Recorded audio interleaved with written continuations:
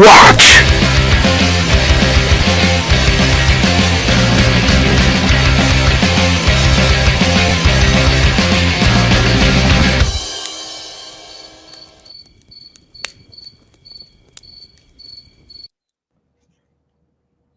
Sucker watch. You muted me. I was so pissed off, dude. What was that all about?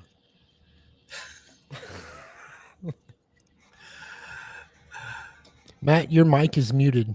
Welcome to Yeah. Second Watch, everybody. Oh man, can you hear me We now? took a yes, Yeah. we can. Oh, Welcome to geez. Second Can you hear Watch. me now? Yeah, It's I've been Friday. having technical issues all night. Anyway, we're back after a week. I was in sunny Florida, and now I'm back into the frozen north. And we're fortunate enough to have Griff Morgan join us to discuss, well, a poetic gaming the imagination, Rule Zero, and game mastery. Kind of a broad topic, but I Rule Zero has been popping up a lot in social media, and I thought anybody who can talk about the origins of the game and its effect on what was come to be known as Rule Zero, it would be Griff Morgan of Secrets of Blackmoor. Griff, I really appreciate you coming on. How are you? I'm good. I was just resolving my own technical problems. I think I had your stream open in another browser, and I was getting like Doppler effect. I did that once on stream, and it was embarrassing, but Yeah. because I didn't know what. It took me like 5 minutes to figure it out. But No, I'm glad to be here. I'm kind of curious what you guys want to talk about. Let's dig into this.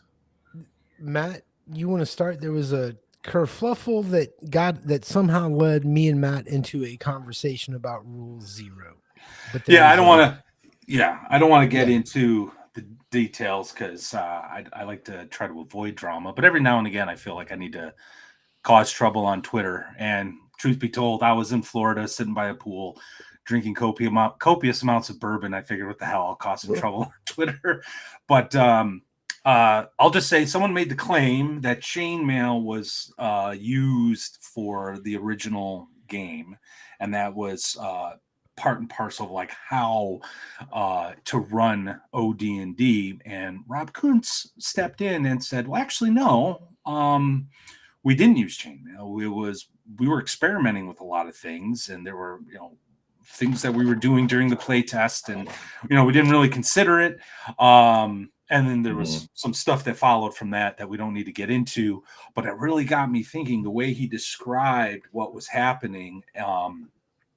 The concept of Rule Zero sort of seems to have its origins right there. Like what's going on at the table and what the game master can do or does do or has to do, maybe not. I know that's part of the conversation that facilitates this imaginative exercise, this collective imaginative world that's being created at the table. Like you're making up rules for your imagination and to have this thing come to life. And sometimes Rule Zero, a lot of people in the community, in the industry, they don't like it. They think it's abused. Others rely heavily on it. And I guess that's kind of like where I wanted to go. Like, Griff, based on your research,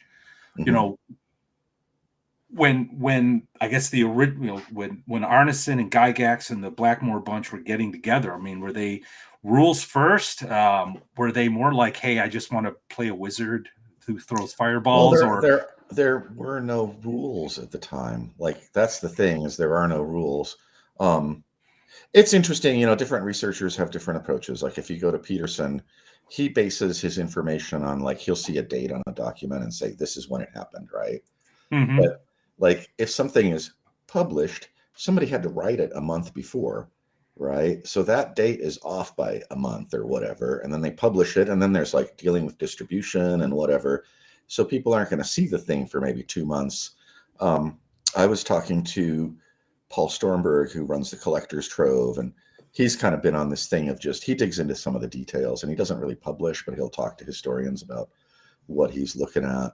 And he was looking at the release of D&D, and the D&D release date says, I think it says February or something like that. I don't remember this. There's some release date in the forward, right? And but there are letters from Gary Gygax to Arneson talking about how the thing is about to come out, and there's I mean, as far as anybody can tell, the actual release date was probably more like in April or something like that. So there's a 4-month difference there. I don't know why I'm going off on this. I think it just has to do with, like, if you look at it from a historical perspective, we really don't know. Like, there's nobody out there who knows for sure. My big thing, if you've read like Blackmoor Foundation's, the book I released on Blackmoor, is that I bracket dates, and I just say, hey, we don't know, I'm not going to say this is when it happened, this is when it, whatever. And I can talk to people. Even in there, I hint at the Greg Svensson testimony. Greg Svensson, like, we had a group of gamers that was getting together and playing in dungeons starting Christmas of 1970. And so there's also the whole thing of people thinking that things happen in a linear fashion, and you're always adding on and it's getting bigger and bigger. But there's a lot of evidence that they would go one direction and try one thing, go another direction, try another thing, and so there isn't that linearity. But as to how they played, even the whole thing of like Dave Arneson used something out of chainmail. Oh, that's why I was bringing that up. Arneson started his games. We know he started them really early. Even if it wasn't 1970 at Christmas, he starts doing it in 1971. Well, he might have had a copy of chainmail, but we have an old set of rules that Dan Boggs discovered that was done by Richard Snyder, which is like a variant of D&D. It looks like it was published before D&D came out. So it's like a variant of Blackmoor. And in that it says, for my game, in my world, if you want to do mass combat, we use the Blackmoor mass combat system. Right. And so, like, right there, I'm like, oh, okay. So Arneson is probably using his Ancients version of Strategos for the massed combat in his war game setting with role playing. And then he's got something else.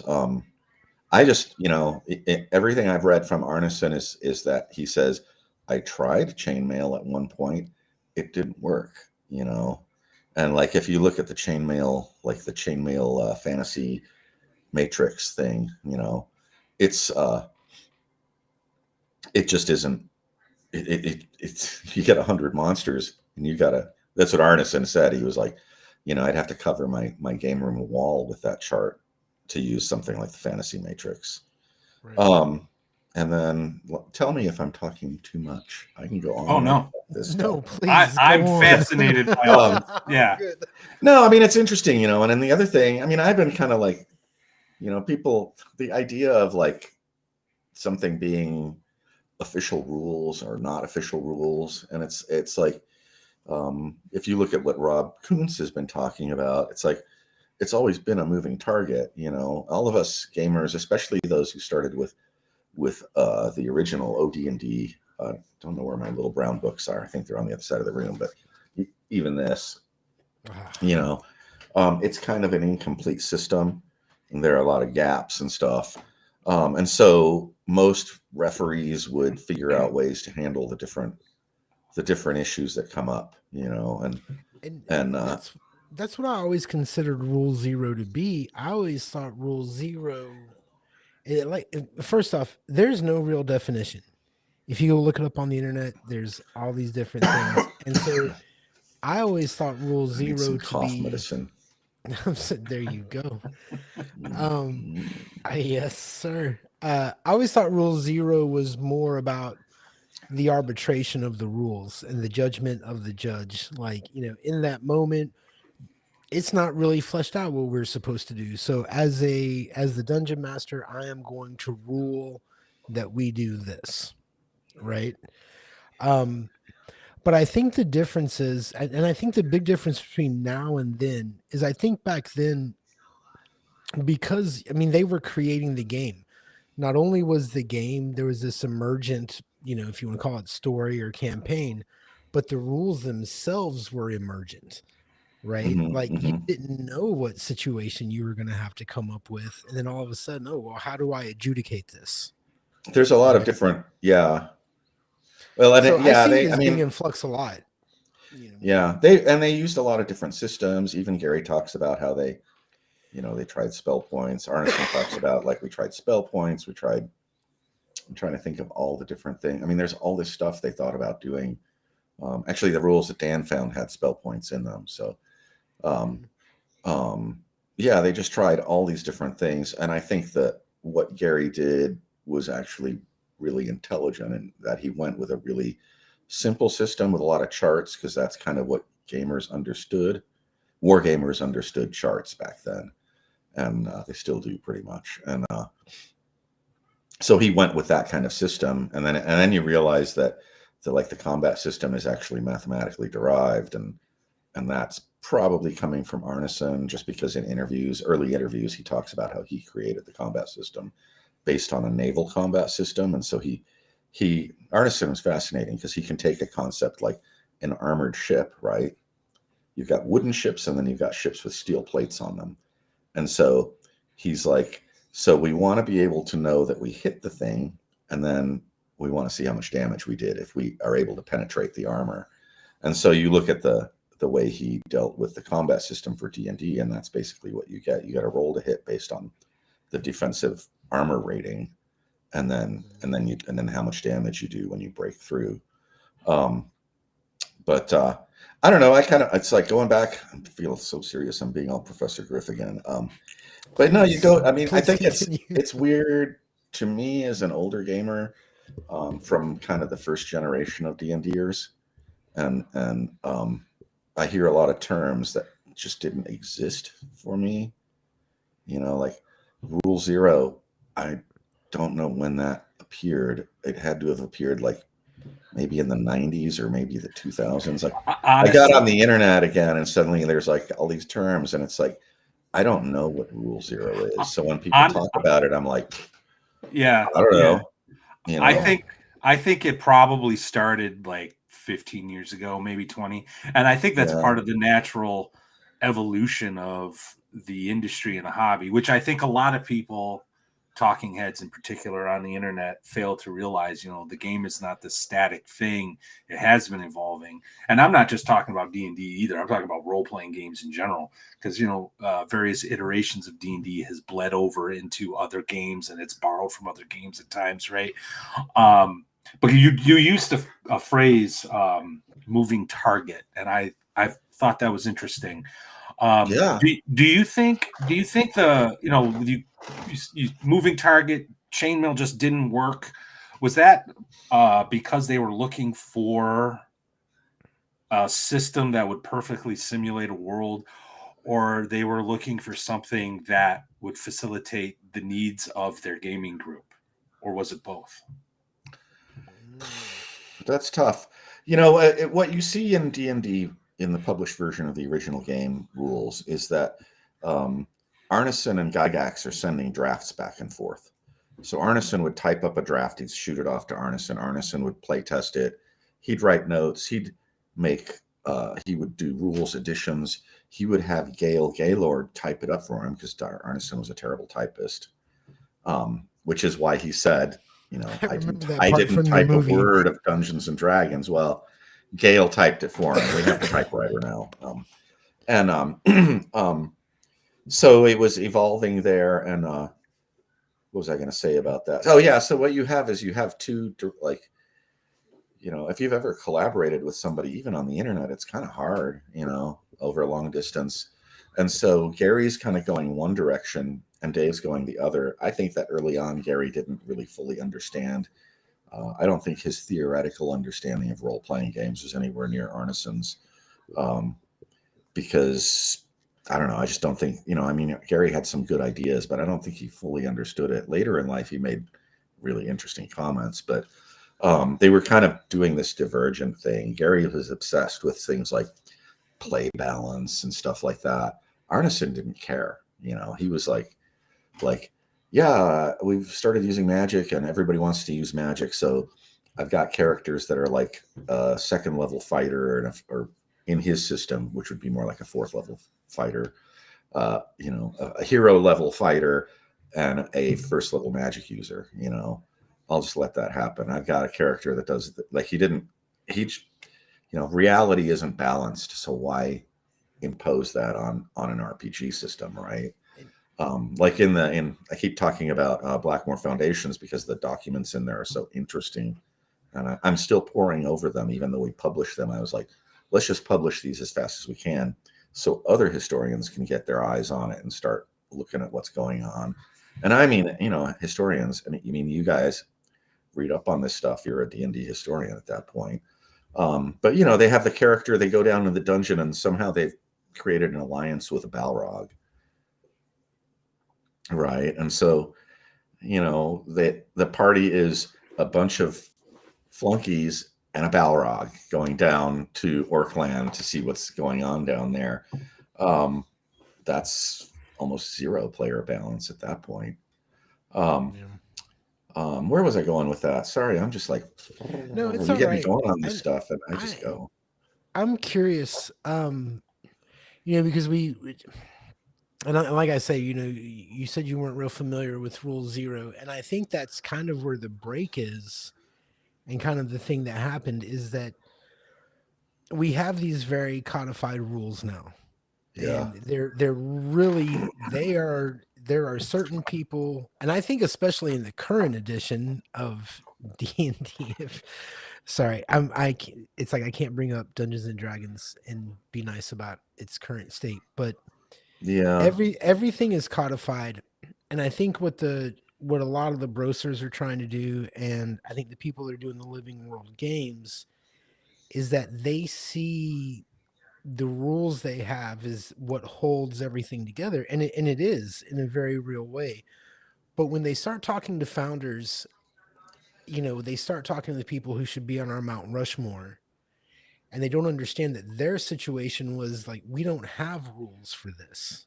Right. You got to make those rules up, So I just wanted to complete my thought because I remembered what I was kind of please. leading up to, and I got into the deviation on like what was going on with the design and what my thoughts are on that. But I think that when you look at the original D&D, you see a divergence in the design, and so people will say like, "Oh, it's based on chainmail."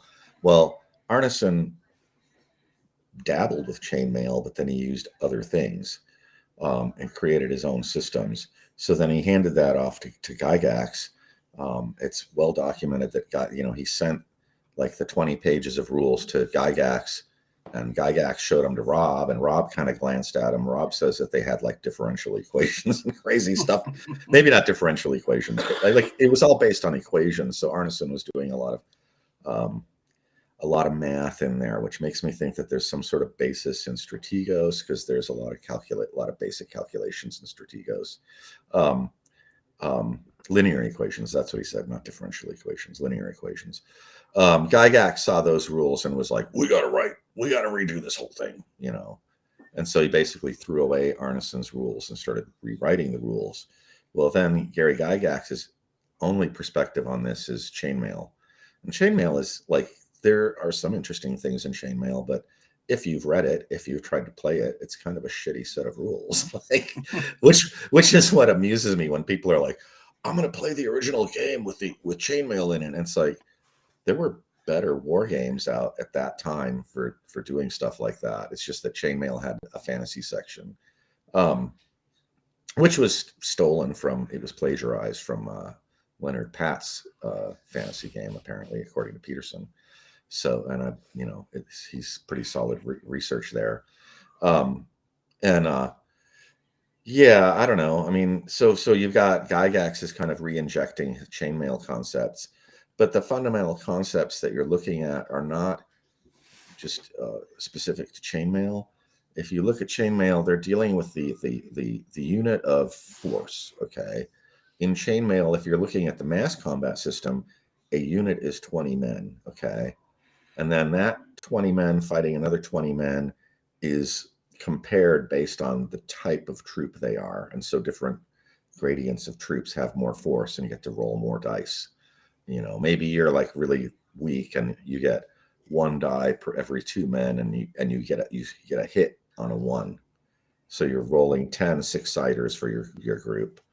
And the enemy has got, however many, and they get that many, they roll that many dice, like maybe they get 1 die per guy, and they get a kill on a 1 or a 2. I forgot what the number ratio, arrangement is, but but what they're dealing with is this idea of the unit of force is 1 man. So 1 man represents 1 point of attacking strength, and also represents 1 hit point for that unit. Okay. And then there was another guy. What was his name? Wittig, Michael Wittig. He was the guy that discovered in Strategos A, which is a variant of Strategos N for ancients. There are elephants, and that's from about 1968 or 69 or something like that. The elephants have hit points, and that's Randy Hoffa and Dave Arneson wrote that set of rules, and so Arneson is already putting hit points into his war games like that much earlier, and hit points probably come from naval war games, because that's kind of a thing that you see in naval war games.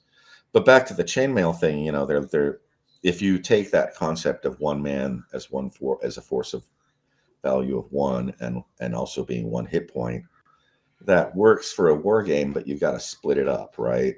So they went by OD&D. They decide, okay, well, we're going to give each person 6 hit points, okay, or a D6 hit points at first level. So they're expanding that 1 man death, 1 point death, into a 6 point system.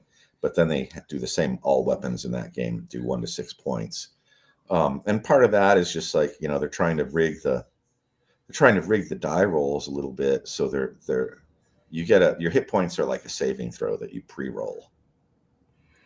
That makes sense. Yeah, and then as your saving throw that you pre-roll is being challenged, you're losing points, and your saving throw is going lower and lower.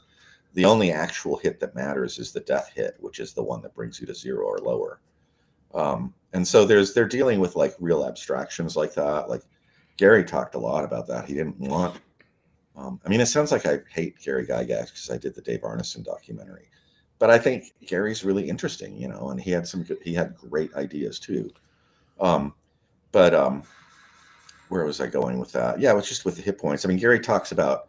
Maybe it's appendix, and I forgot where I saw it. There was a whole discussion where he goes off about D&D being an abstract system, and that's what he wants, because he doesn't want to get really granular and get to, you've lost 33.5% of your hit points, and so you're going to move that much slower, and your chance of attacking is that much less, and you start calculating all these things in. And what you get, maybe you get like this supposedly, it's always like you believe it's hyper realistic. You're just imposing rules. It's still just a rule that you made up, back to your idea of like rule 0 and like official rules. Somebody made that crap up, and that's the official thing. He wanted to keep it on a level of abstraction, so that you have these saving throws that save you through the combat, and then finally you croak or you don't. I'm just curious, as you talk, would you say that Arneson would be are you more likely to die in an Arneson campaign or a Gygax campaign? Like, what's Arneson. Yeah. Arneson, for sure. I think Gary might have been pretty rough. I don't know enough about Gary. Like, this whole thing is so huge that doing research, I know other people tried to do documentaries, and not all of them were completed, and they were doing this shotgun of trying to get all the information. So they kind of focused on what they thought was the obvious story, which was to follow kind of what happens with TSR. Whereas I went the opposite direction, and I was like, once Dave Arneson invents role playing, which he's the one who invented it, it's the cat's out of the bag. It's just a matter of him working with Gary to come up with rules so that they can sell it as a product. And so I don't really care about any of the TSR history or whatever, because I'm into ideas, and Right. The idea has already been invented by the time that Gary sees it. When Dave goes down there and demos it, the core game engine for D&D has already been invented. And this is where I want to circle back, because to something. During your in your interviews with the Blackmoor bunch, because I know you have like a lot of video footage. Yeah. Um, how did anyone mention or did you ask or did it come up how much input they had with all the play testing and the game design?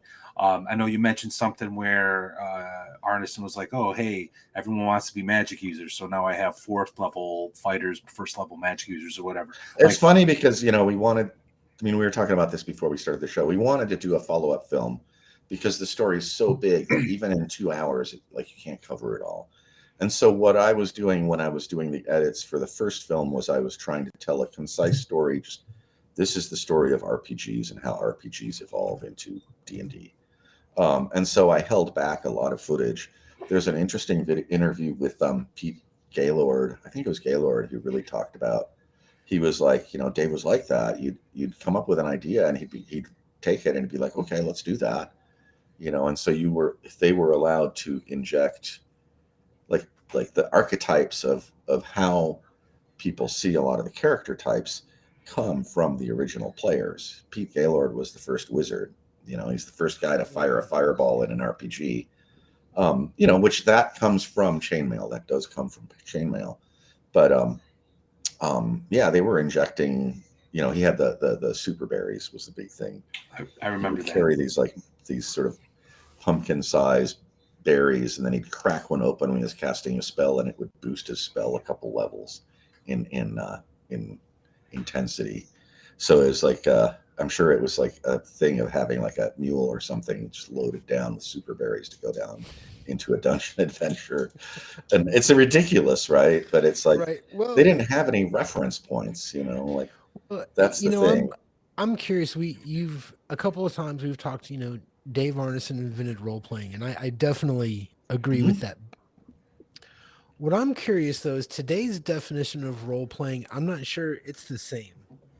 And maybe it was. I don't know. Did Yeah. Arneson ever use a funny voice and talk in Oh, yeah. character? Oh yeah, really? And He was known for being able to, like Greg Svensson talks about, like, you know, they'd run into wolves and Arneson would be howling in the game room. that is Really? great. Wow, I'm Yeah, I didn't and know like that.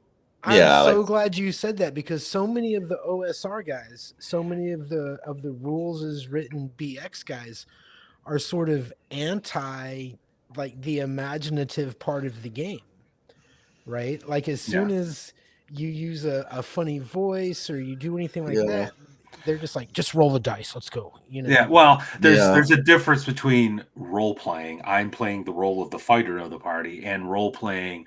I'm this character with this particular personality, and I think there's this assumption that back in the day, and that's why I'm so surprised because I'm kind of an OSR dude. right. Um, I'm but I looking to think see there's who's in this the chat. Go ahead. there's like this assumption that it was role playing. I'm playing the fighter. I'm playing the wizard. I'm playing, the cleric. I'm playing the thief. I'm playing the elf, and not any of this, Yeah. personality stuff. So I'm there's actually definitely, I doubt there were any critical role style monologues and romances. I think that's the difference is that um, people think I make a really strong distinction that role playing is like if you've watched me on an interview, you've seen it before. It's like role playing is everything you do in the dungeon, what you see, what you smell, what you touch, what you taste, you know, what you hear. Like when the dungeon master is describing that to you, you are playing the role of a person in this place and you're receiving information from your environment and it's telling you where you are and what you can do, right? Um, and uh, and then there's the play acting part, which is part of it. But I think that there is a tendency now to like sort of, and maybe it comes from all the vampire kids. I did some LARPing with some kids at one point, and um, Agreed. they were just really into it's the standing goth around and kids. having conversations about their navels or something. I don't know. It's just like, and I was like, are we gonna do anything? Like, is there something to kill here or something? You know, like, and so I think there's that whole, you know, like you're kind of leading into. I really wanted to go into the whole idea of story. Like that's another one I hear is people say like, "Oh, well, you guys didn't have stories, right? Like all you did was go down Please. into dungeons and kill everything." And Go into that. Please go that direction, because right now I'm really researching West March's style campaigns, which are really living worlds. I think it's kind of the way it was played, similar to the way it was played in the beginning. And there doesn't seem to be a lot of role playing. There doesn't seem to be a lot of. It's very procedural from everything that I'm gathering from the internet. It's we're Yeah, it's going. weird. I don't know. People get really hung up on the whole procedural thing, and I'm like, I mean, I talk to Rob Kuntz a lot. Obviously, I align with Rob on when I was doing the movie. I had this glimmer of an idea of what I thought was the RPG game system was, and one of the things, like, I talk about it in the movie, and it's kind of like a thesis statement. It's like, if, like, clearly the rules for these games have nothing to do with what the game is, because you have all these different games with different rules, and they all do the same, like, all these different rules to do the same thing. So the game engine is what Rob calls it, is the role play, right? It's the make believe part. The difference is it's not fully make believe, because when you run into a situation where you need to adjudicate something, then you can make up a rule. I mean, now you buy the rules, but when they were playing originally, it was like Dave Arneson had a black notebook, and he'd be like, "Oh, we need to open the door. Okay, roll me a die and tell me what you get." And then he'd be like, "Okay, you succeeded, or it doesn't seem to want to go open yet. Try again." And then he'd write down door opening, and on a this on a 2d6 or a d6, you get it, right? I mean, that's how the game originates for the designers. um um God, I am just an airhead tonight. Anyway, it's No because you worries, caught me in man. the evening. I'm usually good around 1 o'clock. We decided, yeah, we decided to do this when everyone was weak and we could really dig into. Yeah. No, I mean, but back to the whole. Where were we going? That came out of we had been talking about the. Well, you were about to go into story, Oh yeah, and story, and so that does lead to a question though. Was the story something that would have been thought of beforehand, or was the story maybe something that emerged out of gameplay? well, it's pretty clear. We look at the write up that Dave Arneson did, which I think he did for his players, but he also sent to Gary to let Gary know what was going on, and Rob read it. And that original write up talks about his medieval campaign, and he talks about the different factions that exist. And there is the Red Witch Coven, and there's like Picts, and then you go a little bit further, and that evolves into the evil egg of Coot is sort of the nemesis. It's kind of like the Sauron of Blackmoor, which, I mean, that's funny because it's like the name egg of Coot is a word play on the letters in Greg Scott's name. And it just seems, I remember reading that in First Fantasy campaign, probably around 78 or something like that, and sort of feeling embarrassed because it was sort of a silly name for, I wanted something really serious because I was reading Lord of the Rings. Right. But I mean, that's the other thing, is all this stuff evolves out of kind of just a bunch of gamers sitting around in the basement trying stuff out, right? Yeah, But and that kind of but that's story, Right.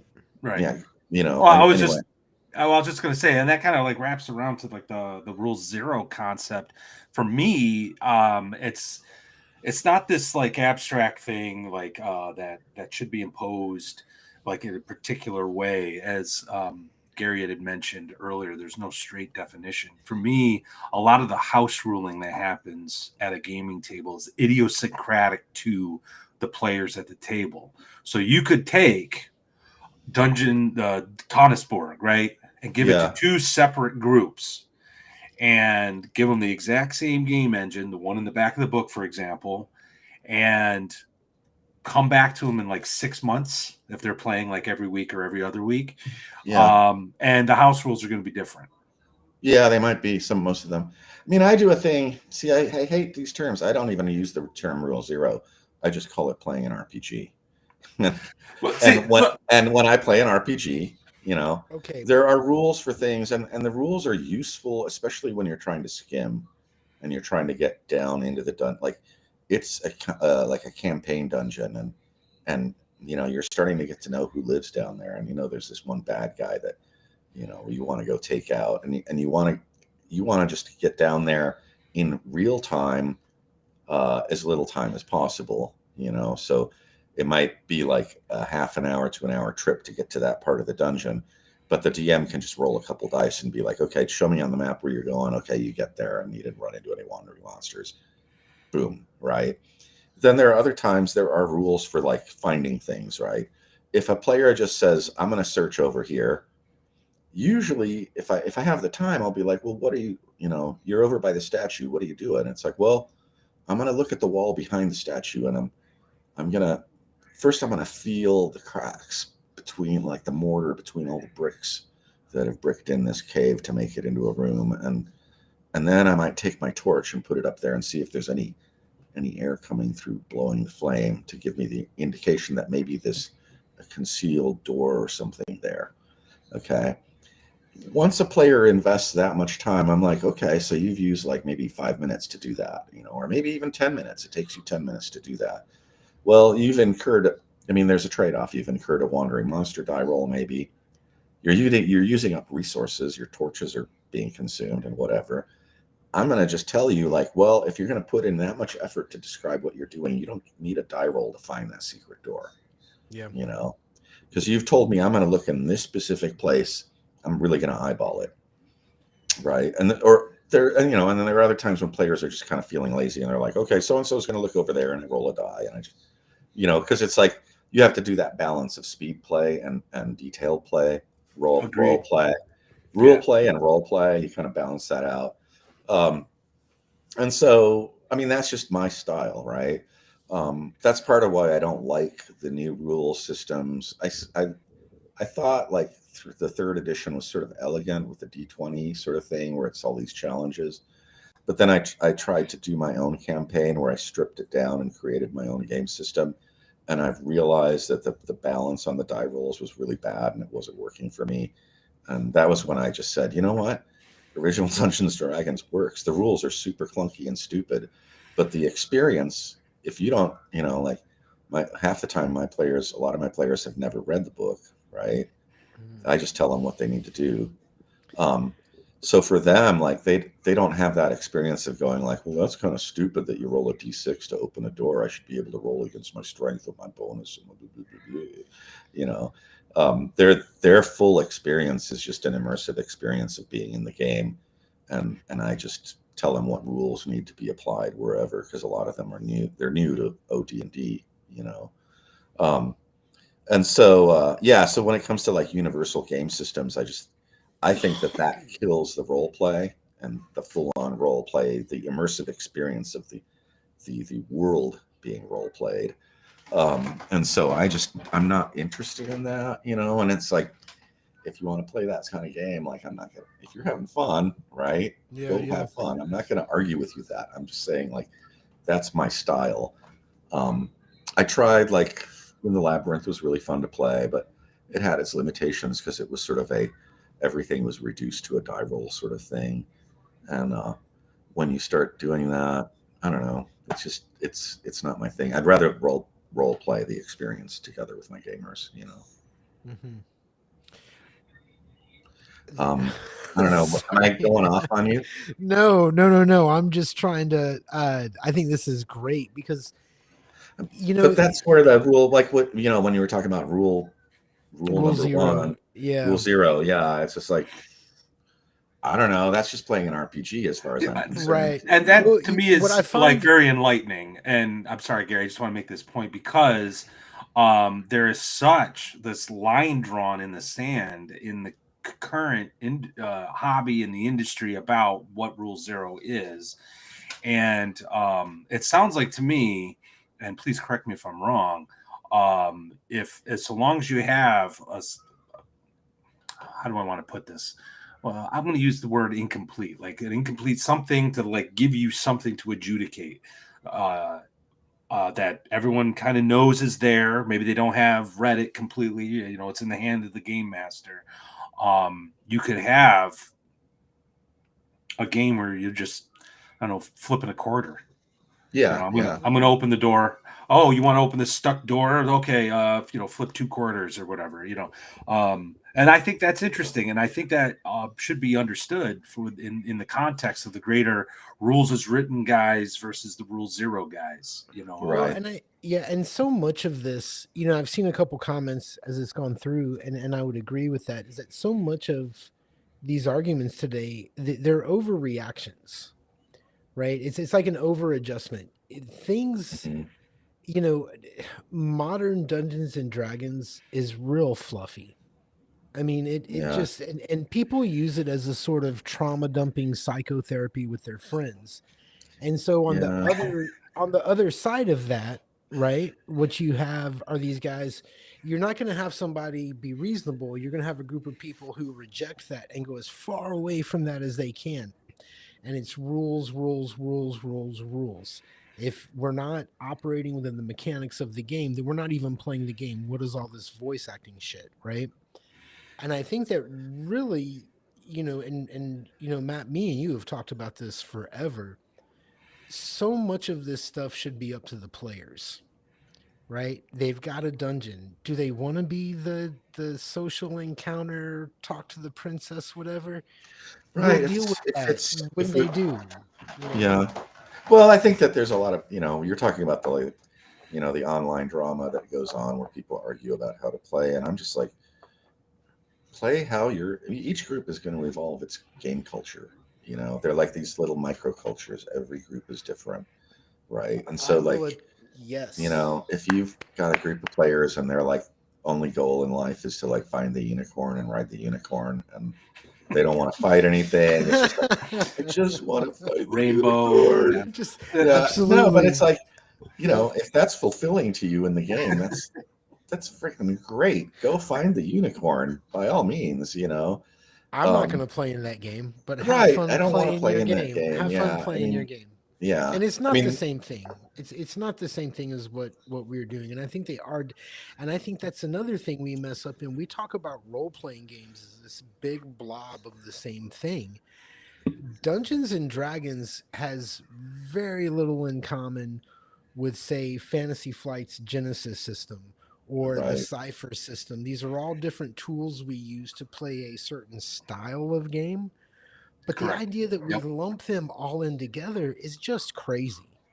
You Well, I know, keep telling people to go try these old games that were not, D&D, TSR was the elephant in the room in the game industry. And there were a lot of other game companies making games. And, you know, like I mentioned in the Labyrinth, like that is a really fun game to play. Like the magic system, just the little pocketbook wizard, the magic system is phenomenal. And that's something out of the 70s that Steve Jackson wrote all on his own. Um, and then you've got things like RuneQuest, which comes with all this lore. It's kind of more Conan style. If you like the Conan books, you shouldn't be playing D&D. You should be playing RuneQuest because that's like much more in that sort of flavor of absolutely. like an Iron or Bronze Age sort of world, instead of a medieval sort of thing, like a post-Roman Empire sort of thing. Yeah, I mean, there's just so many games. Tunnels and Trolls, really simple system. They got solo dungeons you can play by yourself that were created back in the 70s, like Sword for Hire. Get that, play that by yourself. Um, any number. I mean, that's not even getting into like Traveler and all the sci-fi Gamma World, all those things. So yeah, that's the other thing is that I'm just ranting on you here, but oh yeah, I hear dogs. Yeah, he's Um, got to take care of his dogs. He'll be yeah, back. I just saw this window Continue. pop up, and I was like he could have just been like left, but I got a message interrupting me. Where was I going with that? Yeah, I just think that there's, that's the other thing is that like what I consider to be, it's a disparaging term, but the tourist gamer is the sort of the mono game gamer. Like they they aren't dungeon masters; they're just players. They only play one system. Yeah. Yeah. And what you're seeing now in the game culture now, I think a lot of people, or my personal experience and watching all the people I knew in gaming early on was that yes, everybody started with D&D because that was the product that came Hmm. out, and everybody it Yeah. was the most available product. but then it was like, well, kind of want to do something else. And suddenly, like our little game group, we had a DM, we had a Traveler DM, we had a Tunnels and Trolls DM, we had another DM doing something else. And my friend Tracy started running in the Labyrinth, and we started playing that, and Empire of the Petal Throne. I mean, it was just like, the people who really get into it are like, well, maybe there's something else out there that's worth checking out, you know. And so a lot of these arguments erupt out of people who don't even have a full knowledge about gamer culture. And my knowledge Yeah. is limited too. Like, there's been 50 years and there's been so many games, and people talk about games that I'm just like, I don't know what that one is. Well, I know I'm kind of in the opposite. Like, I started with Beckme, but I was in the late 80s, and then in the 90s I was playing second edition, and then some of these other games that were coming out of the Forge, some of that's more story game stuff, and then I got back into third edition and whatnot. And it wasn't until I got introduced to the OSR I started looking backward. And what I've been finding interesting is like what was being considered back then. I mean, there's so many assumptions. Like, I grew up thinking chainmail was D&D, and then come to find out, no, it was like this totally separate thing. Oh, you know? yeah. So when as the games evolved, the lingo has evolved. That's one of the reasons why I wanted to ask you about Rule Zero. Like, that, it really does sound like they were anything goes so long as it worked. Yeah. Well, I wanted to just wave. I see Judd is in there. Do you ever get a chance to play with Judd Goswick? He's like the most phenomenal dungeon master. Oh, I have actually. Puts VeggieCon. me to shame. And then you got I see what is it? Cyrus is in there. Yeah, I just wanted to say hi to him too. We actually, we actually. I hate to interrupt you. It looks like we actually got our very first. There it is. Super chat, very first time ever. Thank you, Cloaker. Paying for Matt's post-vacation hangover meds here to also say size of group matters. One player's fulfillment of an immersive interaction is the sixth player's sense of disengagement. Balancing act. I do think that is an issue when you have larger groups. I don't know. It's weird. I hear all the culture, like you were talking about, like, sort of D&D being treated as sort of like a therapy session. And I hear people talking about, like, making sure that everyone shines. And it's just like, oh, God, I'm trying to run a freaking game here. And now I've got to be like a social, like, it's the Love Boat, and I'm like the social coordinator. Yes. And like, like you will get a chance to shine, just not every session. It might be like 3 weeks from now when you shine, Well, and it'll happen, and it's up to you. Like, it's I don't know. It's up to you to make yourself shine. Lift yourself up and just do it. I agree with that. And that's the point of these games, is that you learn to do stuff like that. Yeah, well, I don't like the idea that I'm like a director and I have to make sure these things happen every session. Yeah. And I think that is, and I know that up until about a year or two ago, when I started running OSC so much, I kind of bought into that thing, is that you need to, like, when you're prepping for your session, you need to give every character who's going to be there an opportunity to shine. This is their special place. I don't do any of that anymore. None of the time. Not in a D&D game. There are some games I believe are built for story, and I'll go, much further with that kind of game. But if I'm playing D&D, we're going to the dungeon. That's what we're gonna do. Yeah, we're gonna go somewhere and tear it up. Yep, exactly. Yeah, there is that aspect, like, I don't know. The original approach was really one of, like, of high risk for high gain, and I think that you got to look at what these companies are interested in. I wrote a bunch of blog posts where I talked about the design of D&D and how it functions, and how even original D&D is nerfed a little bit in favor of the players. And their characters are buffed by comparison with the others, and then by the time you get to, like, the Greyhawk supplement, things change. And I compared it a lot to, like, the computer industry, and so you have a lot of pressures that are coming into these games when you're dealing with individual designers that are just making something from passion. they're designing toward what they think is an elegant and beautiful thing that people will enjoy. When you're dealing with big corporations that are designing towards selling as many units as they can, they're designing toward, they're drilling down toward the lowest common denominator. So they're drilling down to like median IQ level game, and that's fine for a big corporation. But at a certain, a lot of us are. It's like, well, I don't. I want a little bit harder game, If you look at computer games, originally they were really hard to, even the interfaces were hard to learn. And so the computer game companies realized, well, we got to make this easier. So they made the interfaces easier.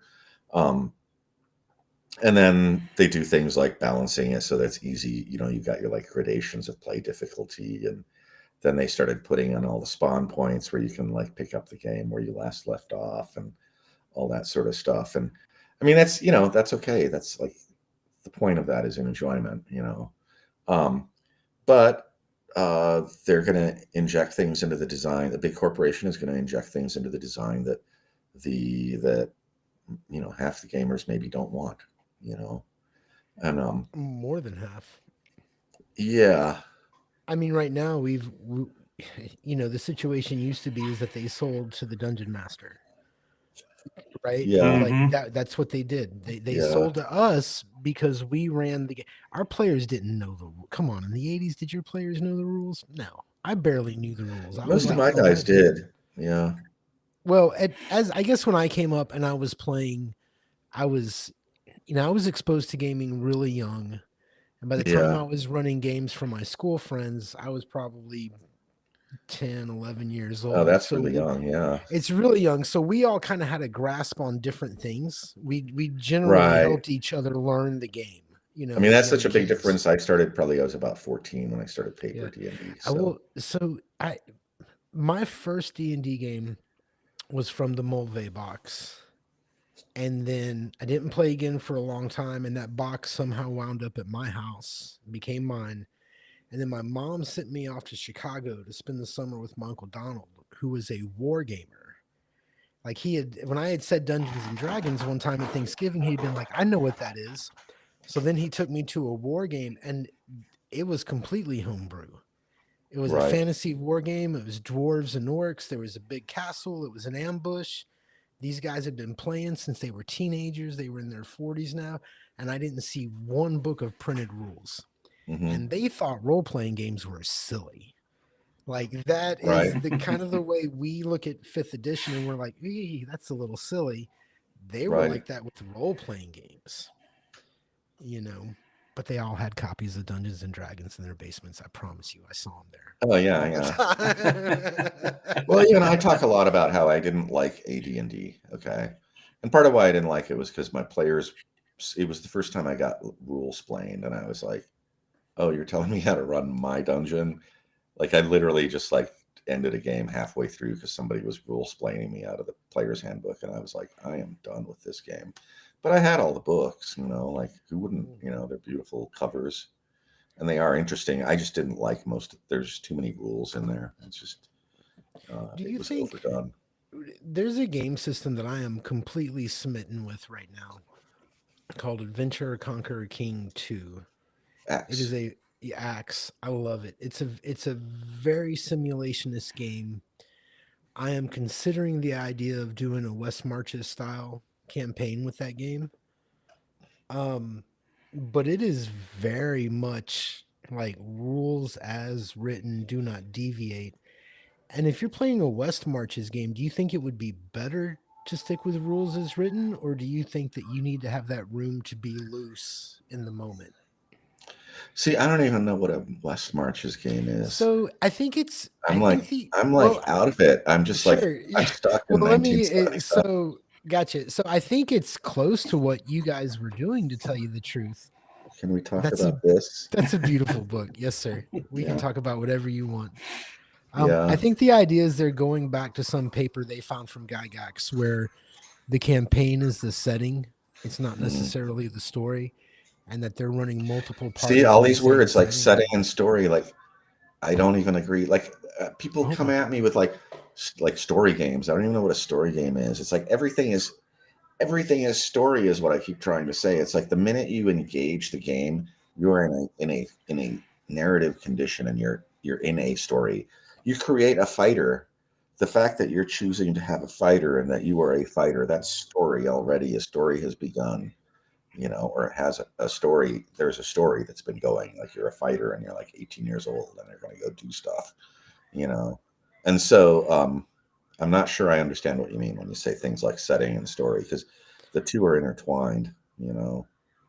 No, I understand. I think what they're talking about is there's an idea that there's an overarching plot to the Right. campaign, much like you'd see in like a season of television, Oh and yeah. that and that your characters are Okay. So an intertwined. arc story sort of thing is what you're talking Right, about. That's right, the story, is the arc story. right. Whereas sort of on the OSR side, it's more of a we're going to go through these hexes and roll random encounters until we get to the dungeon. Oh, And okay. yeah, Yeah, I mean those are different stages in the game.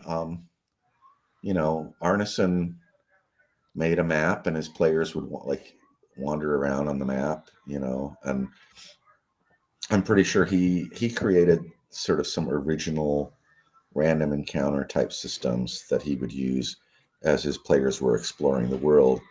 And they put that some of that stuff into original D&D, and it's kind of perplexing because it doesn't make sense if you try to use it. It works if you take, like, say, the outdoor survival map, and you go hex to hex and you roll dice for encounters and whatever. But what you're doing is kind of populating a world. It doesn't. It's really not very rational. And that's kind of the your job as the dungeon master is you are the fail safe for when the rules don't work. You know, and so I mean that's kind of the where I see that it's really important for the dungeon master to just kind of inject themselves into what's going on. You get a die roll.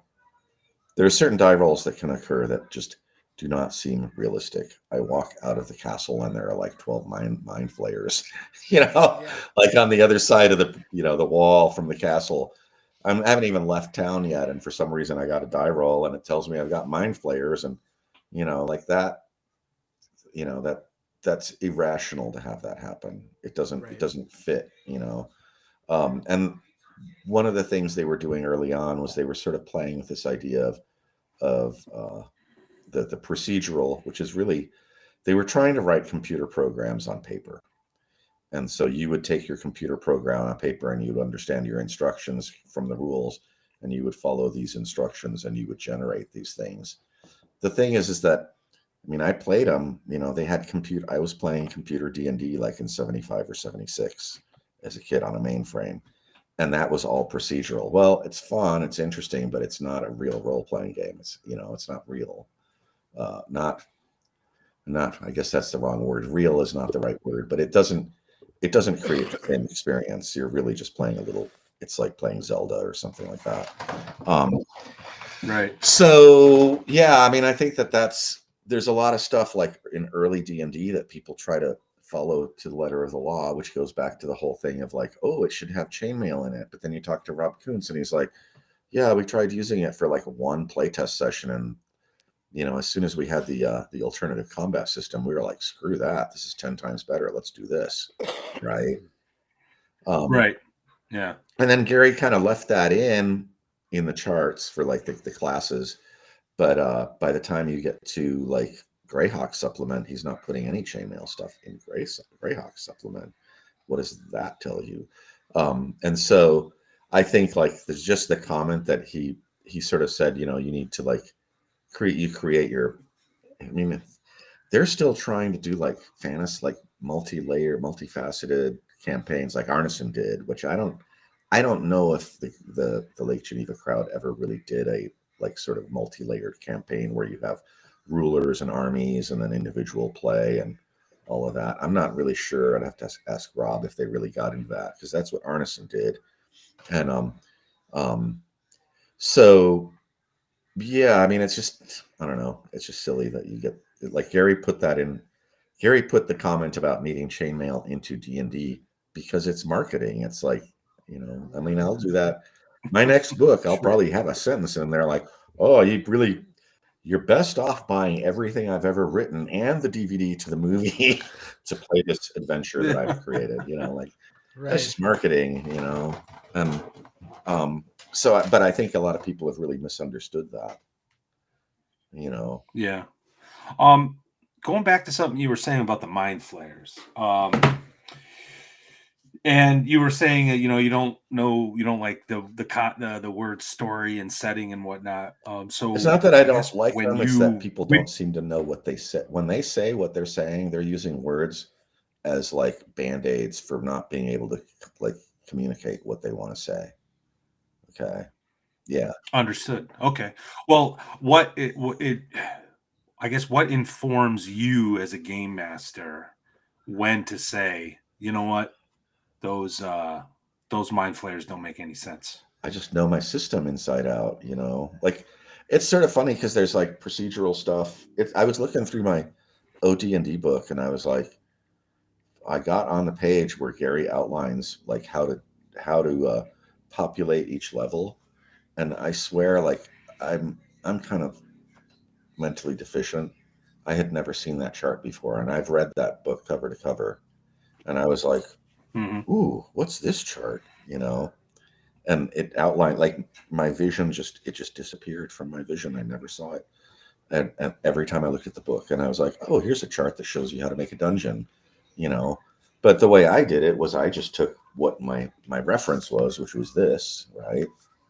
And I would look at my characters, and I would just sort of estimate what I felt was appropriate to the situations, and then I would populate my dungeon that way because I wanted my situations to be intentional. Like I got this area of the dungeon is kind of this random place, but I know that there are a lot of tombs and stuff, so I'm going to put kind of random undead over here. But I know that this wizard rules this place, and he's got all these orcs, and so we're going to populate this area with orcs. And if you run into anything, it's going to be orcs or goblins or trolls, like somebody working for the big wizard that rules this area or something like that, just to be simplistic as an example. But and so I would just and then it was like, well, I know that I'm playing with a bunch of there's 10 characters. If they're going to level up from running through the first level, I need to put at least this much gold in there, you know um and so, but that's just if you're maybe not everybody. I saw a post, somebody was talking about how they wanted to run rules as written because they didn't feel like they were clever enough to home rule or to home design. And it's like, I mean, that's fine if you need to do that, that's great. But it doesn't take much to sort of extrapolate what you need to do to make something interesting. And I would uh, also say that if you don't think you're capable of making a ruling, then you should just play more, maybe, because I think that is yeah, the job, that is the primary. If you're especially if you're playing an older, version of D&D, it's the job of the dungeon master is to make those rulings. and they're fun. They don't have to Right. be. Um, it's not. It's not like you're just telling the player like, "Oh, you did the wrong thing and you die," Right. or you didn't make your die roll and you die. Like I'm really into this idea of like negotiating with players. Like, okay, tell me what you want to do. Like I don't know. That doesn't look like like that doesn't look like something you should try to do because I don't think your chances are very good or whatever. I'll give you like a 1 in 20. No, no, no, no, no. You don't understand. We're gonna tie like 13 10-foot poles together and we're gonna build this structure. And I'm gonna like cliff dive off of this over the fire pit, do a flip, an aerial flip, land on my feet, and throw the dagger at the idol and kill the enemy.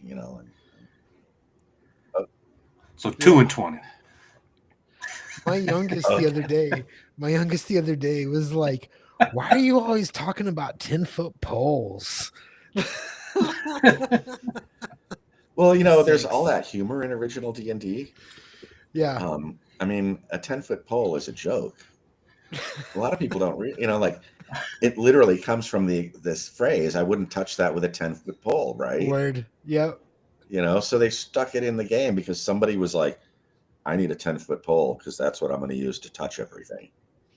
You know, Yet it may be a joke, but it is one of the most useful tools in a there are, typical. And iconic. It's also Yeah. iconic.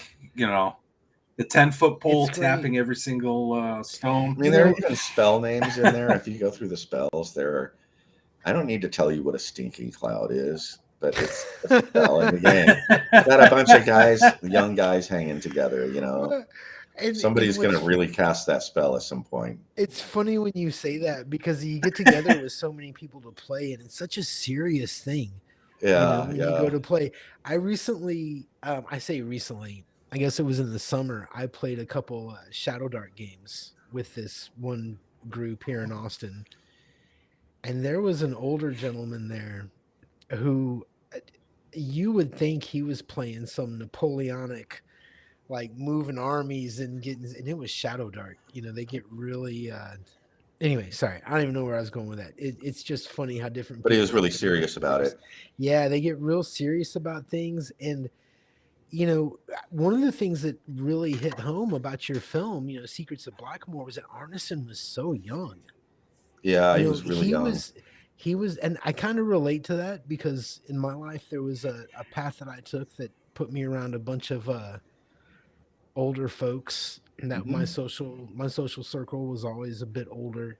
And When I was a kid, I was always the younger one in the gaming groups and stuff. yeah, And I was probably I precocious and obnoxious and whatever, but I hung out with a lot of really smart people and it was like, yeah, everybody I hung out with was smarter than me. To this day, there's a certain comfort in not being the smartest guy in the room. yeah. Just so y'all know. Well, you learn stuff. You learn stuff, and really when it comes down to it, the answer is they're never going to look to you for the answer. Well, it's yeah. But you kind of brought up the Gonzo thing because I think I always thought that was a new term too because it was like reality is funny, like Right.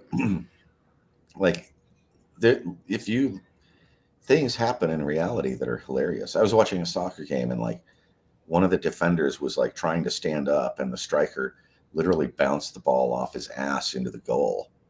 And like I was like, and then the announcers were sort of like, "Oh, it looks like it went off his behind," like they didn't want to say. And I'm like, I've never seen anybody make a goal off of somebody's ass like that before, Yeah. And so like Gonzo I do a lot of like what people would call a Gonzo, but it's more like just you can introduce the reality of the hilarity of life into a game, and it actually fits right in. Absurdity fits right into a dark, serious game. Right.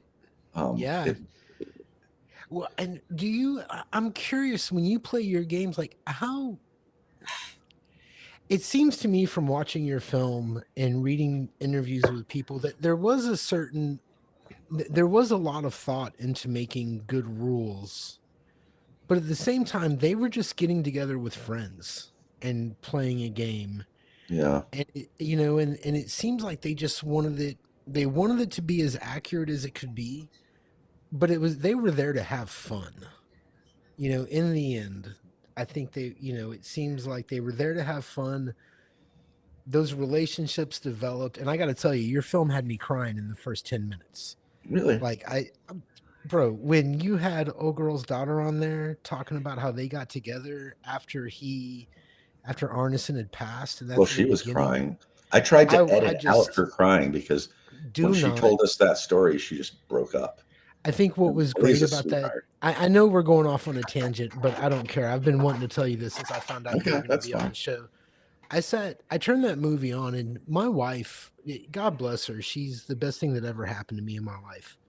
Um, but she does tend to. I'm about 10 years older than her. D&D is lost on it. She doesn't. She Yeah, doesn't my give two partner's the same shits. way. She's not Yeah. interested. And this movie comes on, and I'm watching it, and I think for the first time she understood how important these things could be to people. Yeah, It seems like a silly pastime, but the real truth of the matter is that we live for our silly pastimes. Nobody grows up and says, I can't wait to be a fucking accountant. You know what I mean? And so we do. We shape our lives to be able to take in these fantasy worlds and all these different things. And I think it was the first time that she Not even her watching the movie, her watching me watch the movie was the first time she understood how much this can mean to people. You know? Well, like I don't know. I don't remember. I've looked at that footage so much, and there's so much footage, and there's, like I said, this is like we had hoped to do a follow up, so I've saved up a lot of good comments that I thought I could use in the next movie, which will never happen. But one of the things, I don't remember if I put it in the movie or not, but Greg Svensson talked about, he was like, we were a band of brothers. And so I'm kind of an outsider, you know, and they've kind of like let me into their group, but I'm still a little bit of an outsider. But when you see them get together and talk to each other, like, and like, sure, it was just make believe and they were just playing war games, right? But Right. they, I don't know, there's that sort of like war bond of like, you know, like, no, you don't understand. We were down in Blackmoor and we nearly died down there. Yeah. You No, know, I get it. I Yeah, and we get it. yeah. pulled through, and it was like it I was amazing that we pulled through. And so there's this like, it's sort of like this artificial. I mean, people who have been in the military and been in combat talk about that bond you get, you know, like because you have to be a team that works like clockwork, you know. And I don't know.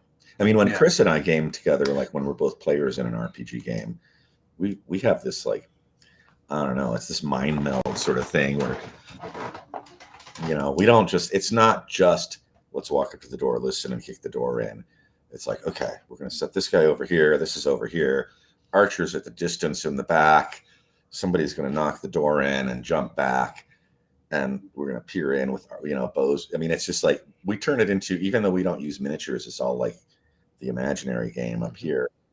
Right. I was going to ask We about turn it into this miniatures. huge tactical thing. And so like when we were playing Traveler, we were like, it was interesting because it, you know, everything we did, it was like, you know, we didn't just, oh, here's the enemy base. We don't just walk up to the base. It's like, okay, let's send somebody out to scout the back. What's in the back? What do we found out there? Okay, we're gonna get, these guys are gonna come in from here.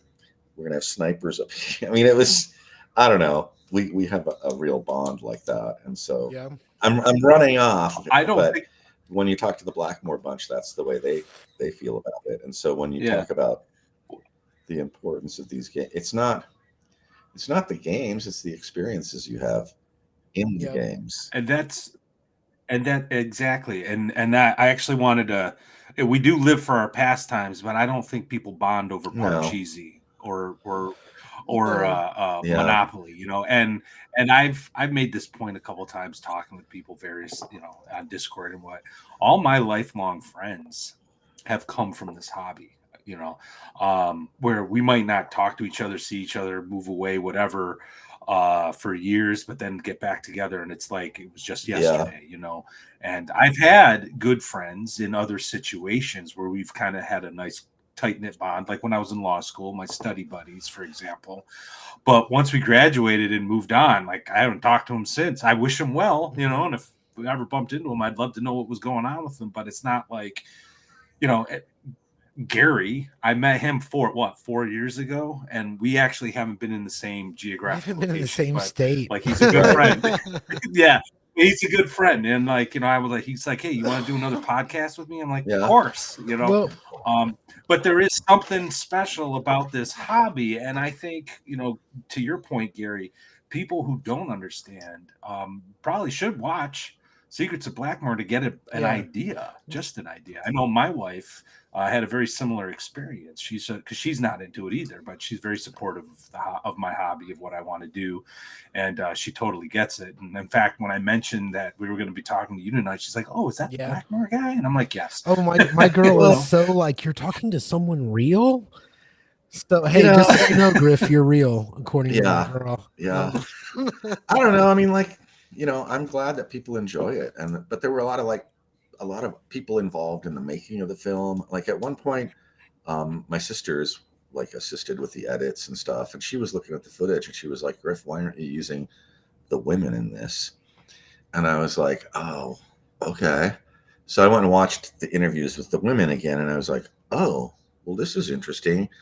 I, you know, I'm a guy. I maybe I, you know, like she kind of brought in that aspect. She was like, you need to really pay attention to what the women are saying because they were like there, but they weren't always involved in it. But observing, and they're describing it better than the men do because the men are using all this coded language.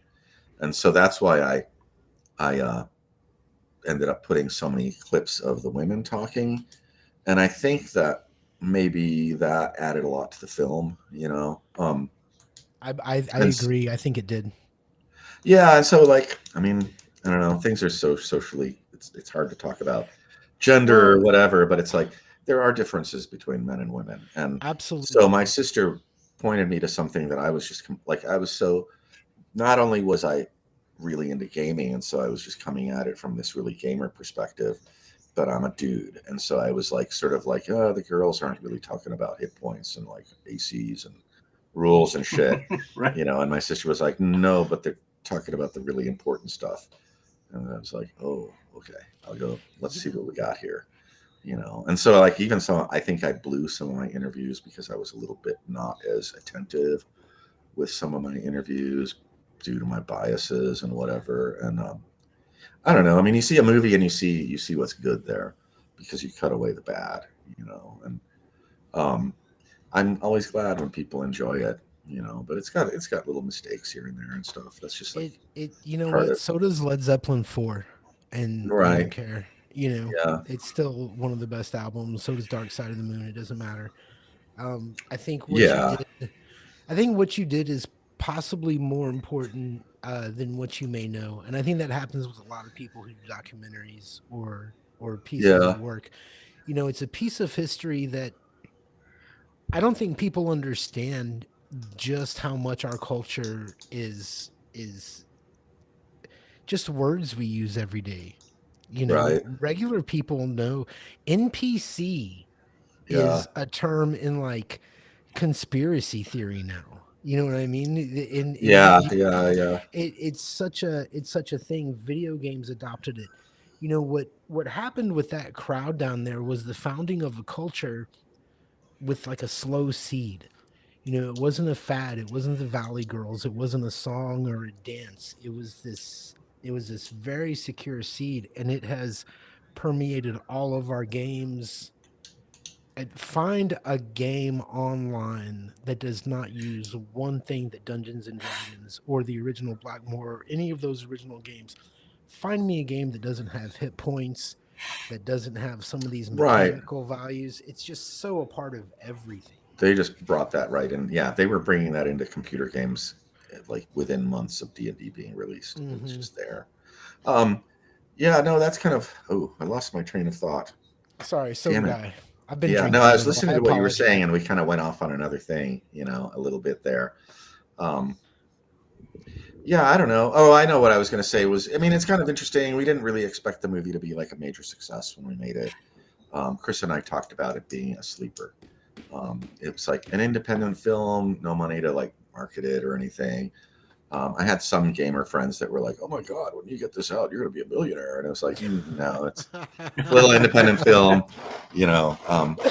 But I think that maybe it's like it's sort of starting to boom now a little bit more, and I think that it's sort of weird. It's like we used the movie so that we could like sell some game books too, right? Because we did a Kickstarter and we had some game books. And now it's kind of going the other way. People are starting to notice like Lost Dungeons of Tonisborg and Rob Kuntz's new module. And they're like, you know, they go to the website and they're like, ooh, the documentary, you know. And yeah, that's great stuff. And so Well, I hopefully think what more people will get into it. I think that there is that aspect though of like the tourist gamers. They really are there just to have fun and they're not really concerned about like the gamer culture as much, or their culture, their gamer culture is just different, you know. And that's why I don't want to like I don't want to slam Yeah. people too much. It's like God, you played an RPG and you had fun. That's great. You know, exactly? and, Yeah, no, and that's actually a really good point too. Like I think at the end of the day, some of these debates online are fruitless.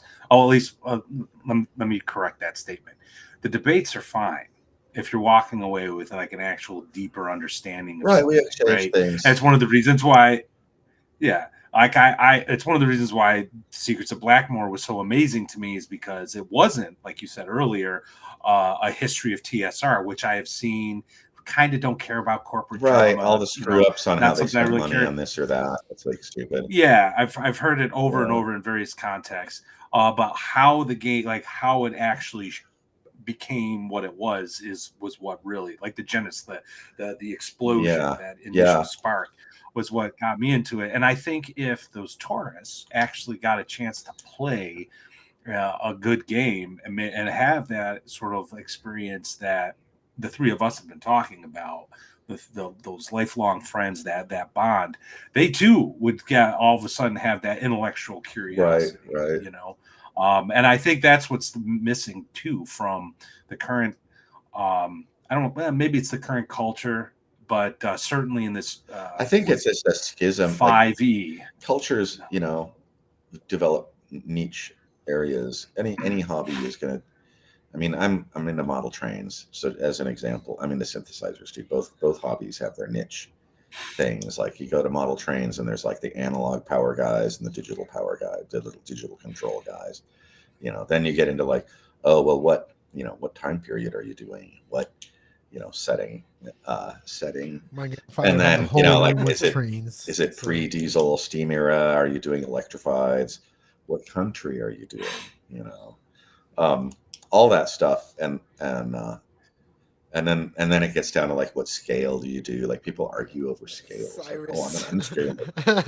Cyrus like, was right there. I'm an O scaler. You guys are stupid because you're My grandpa always talked about HO scale. I don't know what that means, but he would Yeah. say HO. No, I'm not a Moog guy. Actually, I'm a Korg guy. But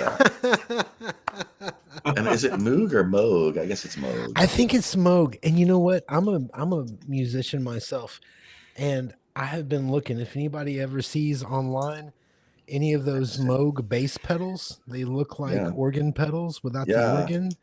Holy shit! I'm looking for those. Anyway, really? Back to I'm like the shopping guy. I will find those for you for like $80 somewhere. If you can find one of those for $80, dude, I am on it, because everyone I found is like $2,000 to $3,000. Because I think I'm like the guy. I find the deals. Like I was looking online and I found what originally sold like in the 80s for like almost $3,000, and I found one for $80. That's incredible. So when I talk about traveling for work and stuff like that, my primary means of making money has been playing guitar in shitty honky tonk bands. I'm a beer salesman with a guitar, right? Pretty much. Make the pretty girls dance. That's cool. I swear to God, if you could find Moog pedals, whatever you want to call it. I don't know, but now that you've told me they're so great, I'll be like, well, as a guitar player I now, life has changed. I have a wife and a few kids, and there's no more leaving for 2 weeks at a time. So I'm looking for a way to entertain myself at home. And I have all kinds of little music making gadgets, and I need those pedals. Music is kind of in my family. Like my my brother-in-law has a music course in music in Champaign-Urbana, so I got like the line in for. Wow, that's I could just be like, hey, let me know if you find anything, Dyke. Well, great. That leads me to another question, because from what I've gathered from all of our talk is that people get together to play games, to have fun. Yeah. Don't worry so much about the rules as long as they're consistent, make sense, and people agree. Do you play music while you're running a game? And if you do, what music do you play? I did for a while, and then I actually wrote. I was kind of into this idea of doing really minimal music where there wasn't a lot of melody in it. I gamed with these guys that did this game called Cave Evil, and they invited me to game with them, and it was like this. It was almost like, I mean, they didn't go so far as to blindfold me, but it was like I just got in this truck and drove somewhere in the mountains near Denver, and ended up at this cabin, and we're like, sipping booze and playing their game. They're doing a play test of their new game. And they're like, oh, we got our own, we can't play unless we play the right music. And these guys were like totally into metal. They're like total metal heads. And they had their own, like, you can look it up. If you go to Cave Evil, their website, there's a link, and they have like their own dungeon synth channel. And I had never heard dungeon synth.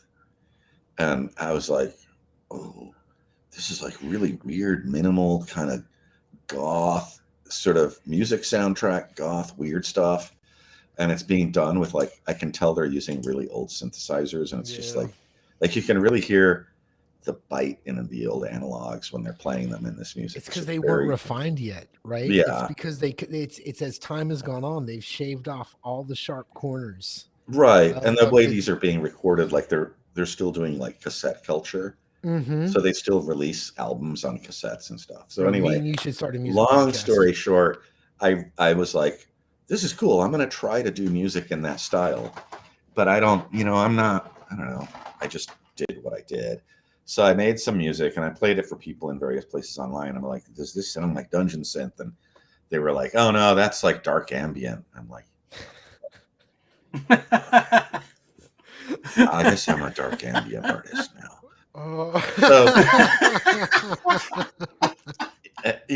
Like, see, everything is a genre, right? It's like, right. even in D&D, Yeah. it's like, oh, what do you Yep. play? Oh, I know about your OSR. kind. You guys are garbage. Yeah. I play the real game. Whenever So people I say- released it and it's out there. You can look up. Send the a link. I'll Synthforge. check it up. Synthforge, Yeah, it's what? called. I think it's called. What is it called? Something Fuzzbox, Dungeon Fuzzbox, or something like that. It's like. I'll look for it. When people are always like, "What kind of music do you play?" I'm like, "Who's paying me?" Yeah.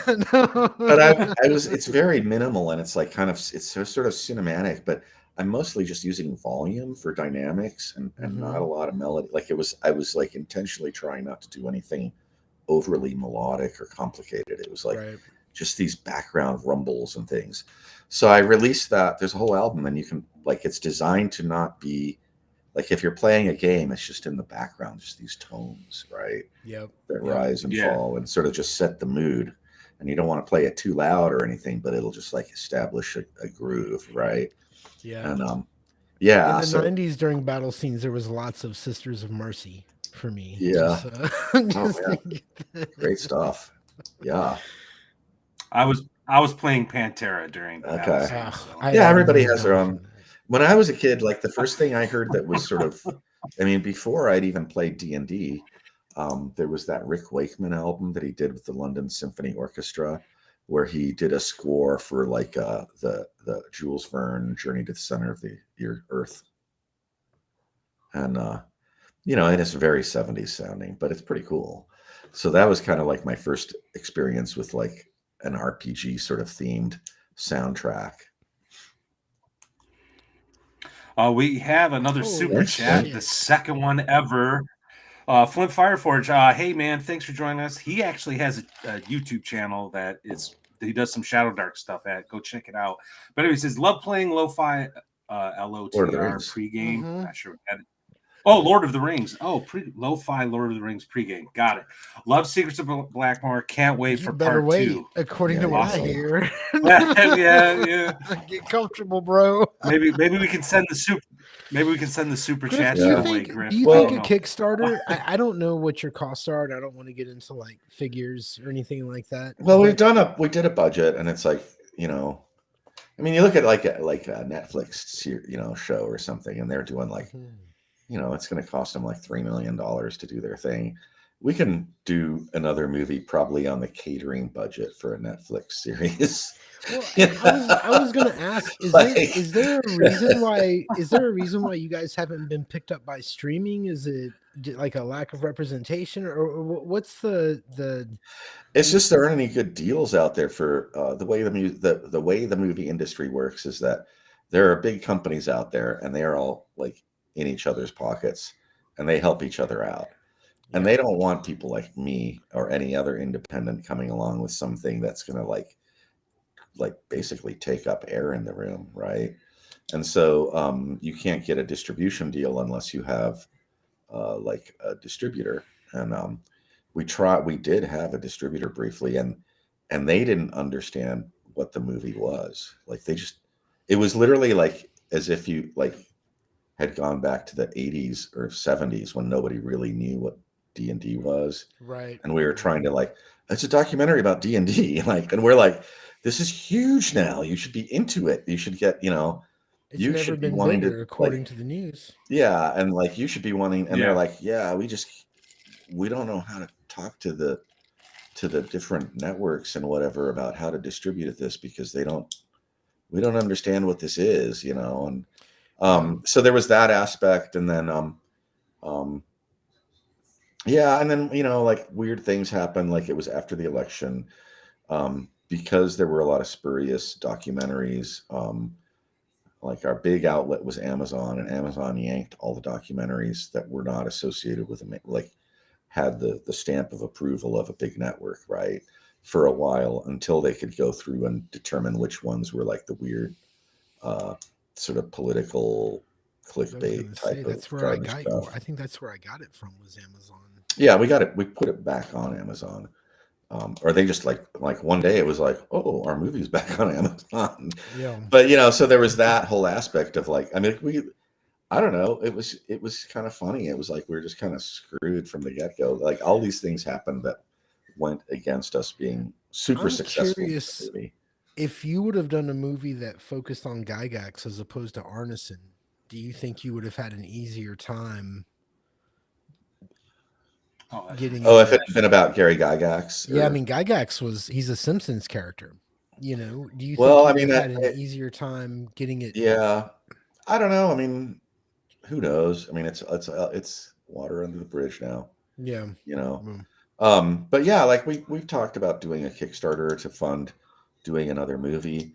I mean, I don't know. You'd need a lot of people to be interested in it, like for it to pay for itself, you know. And then the other issue Absolutely. is just like Chris is like, well, we did a Kickstarter. How fast could you make the movie, you know? And it's like the first one took 6.5 years. Okay. Right. And so it's like, well, I'm like a year, like I could just say like, yeah, I'll get it done in like 9 months, but really it might be 2 years, right? Right. Indie docs usually take 10 years to make.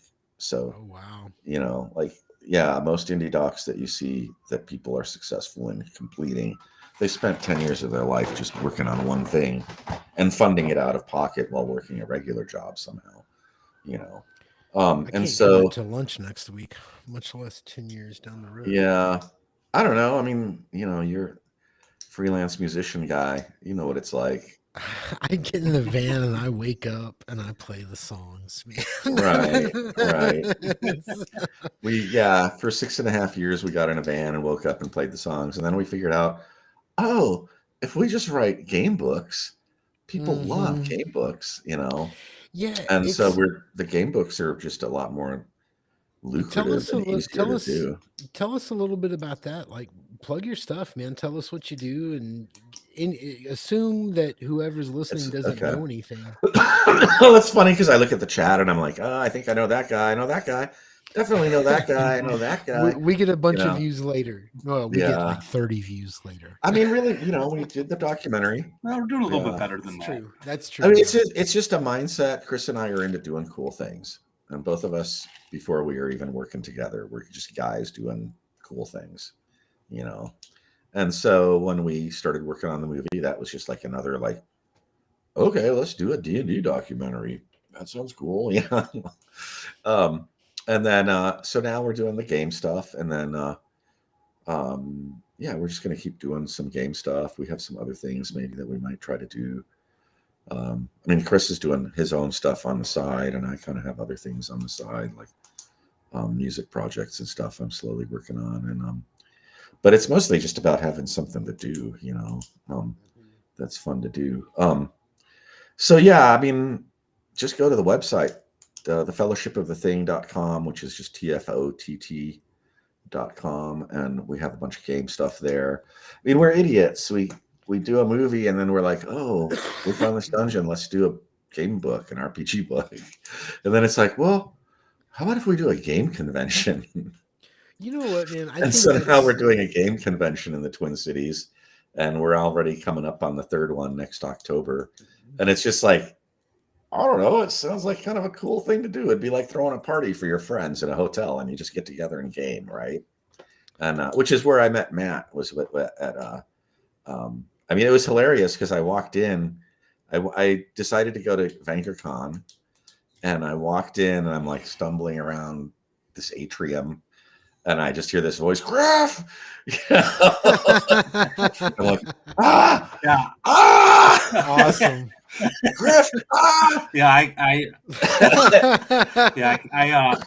he was actually, it was a little more nefarious. He was actually standing at the bar, kind of Oh, yeah, looking that's what it around, was, yeah. and I just kind of like came up behind him, like, Griff, I got to buy you a drink. What are you drinking? Yeah. Okay, well, That's I what it know was. I mean, me it was and fun.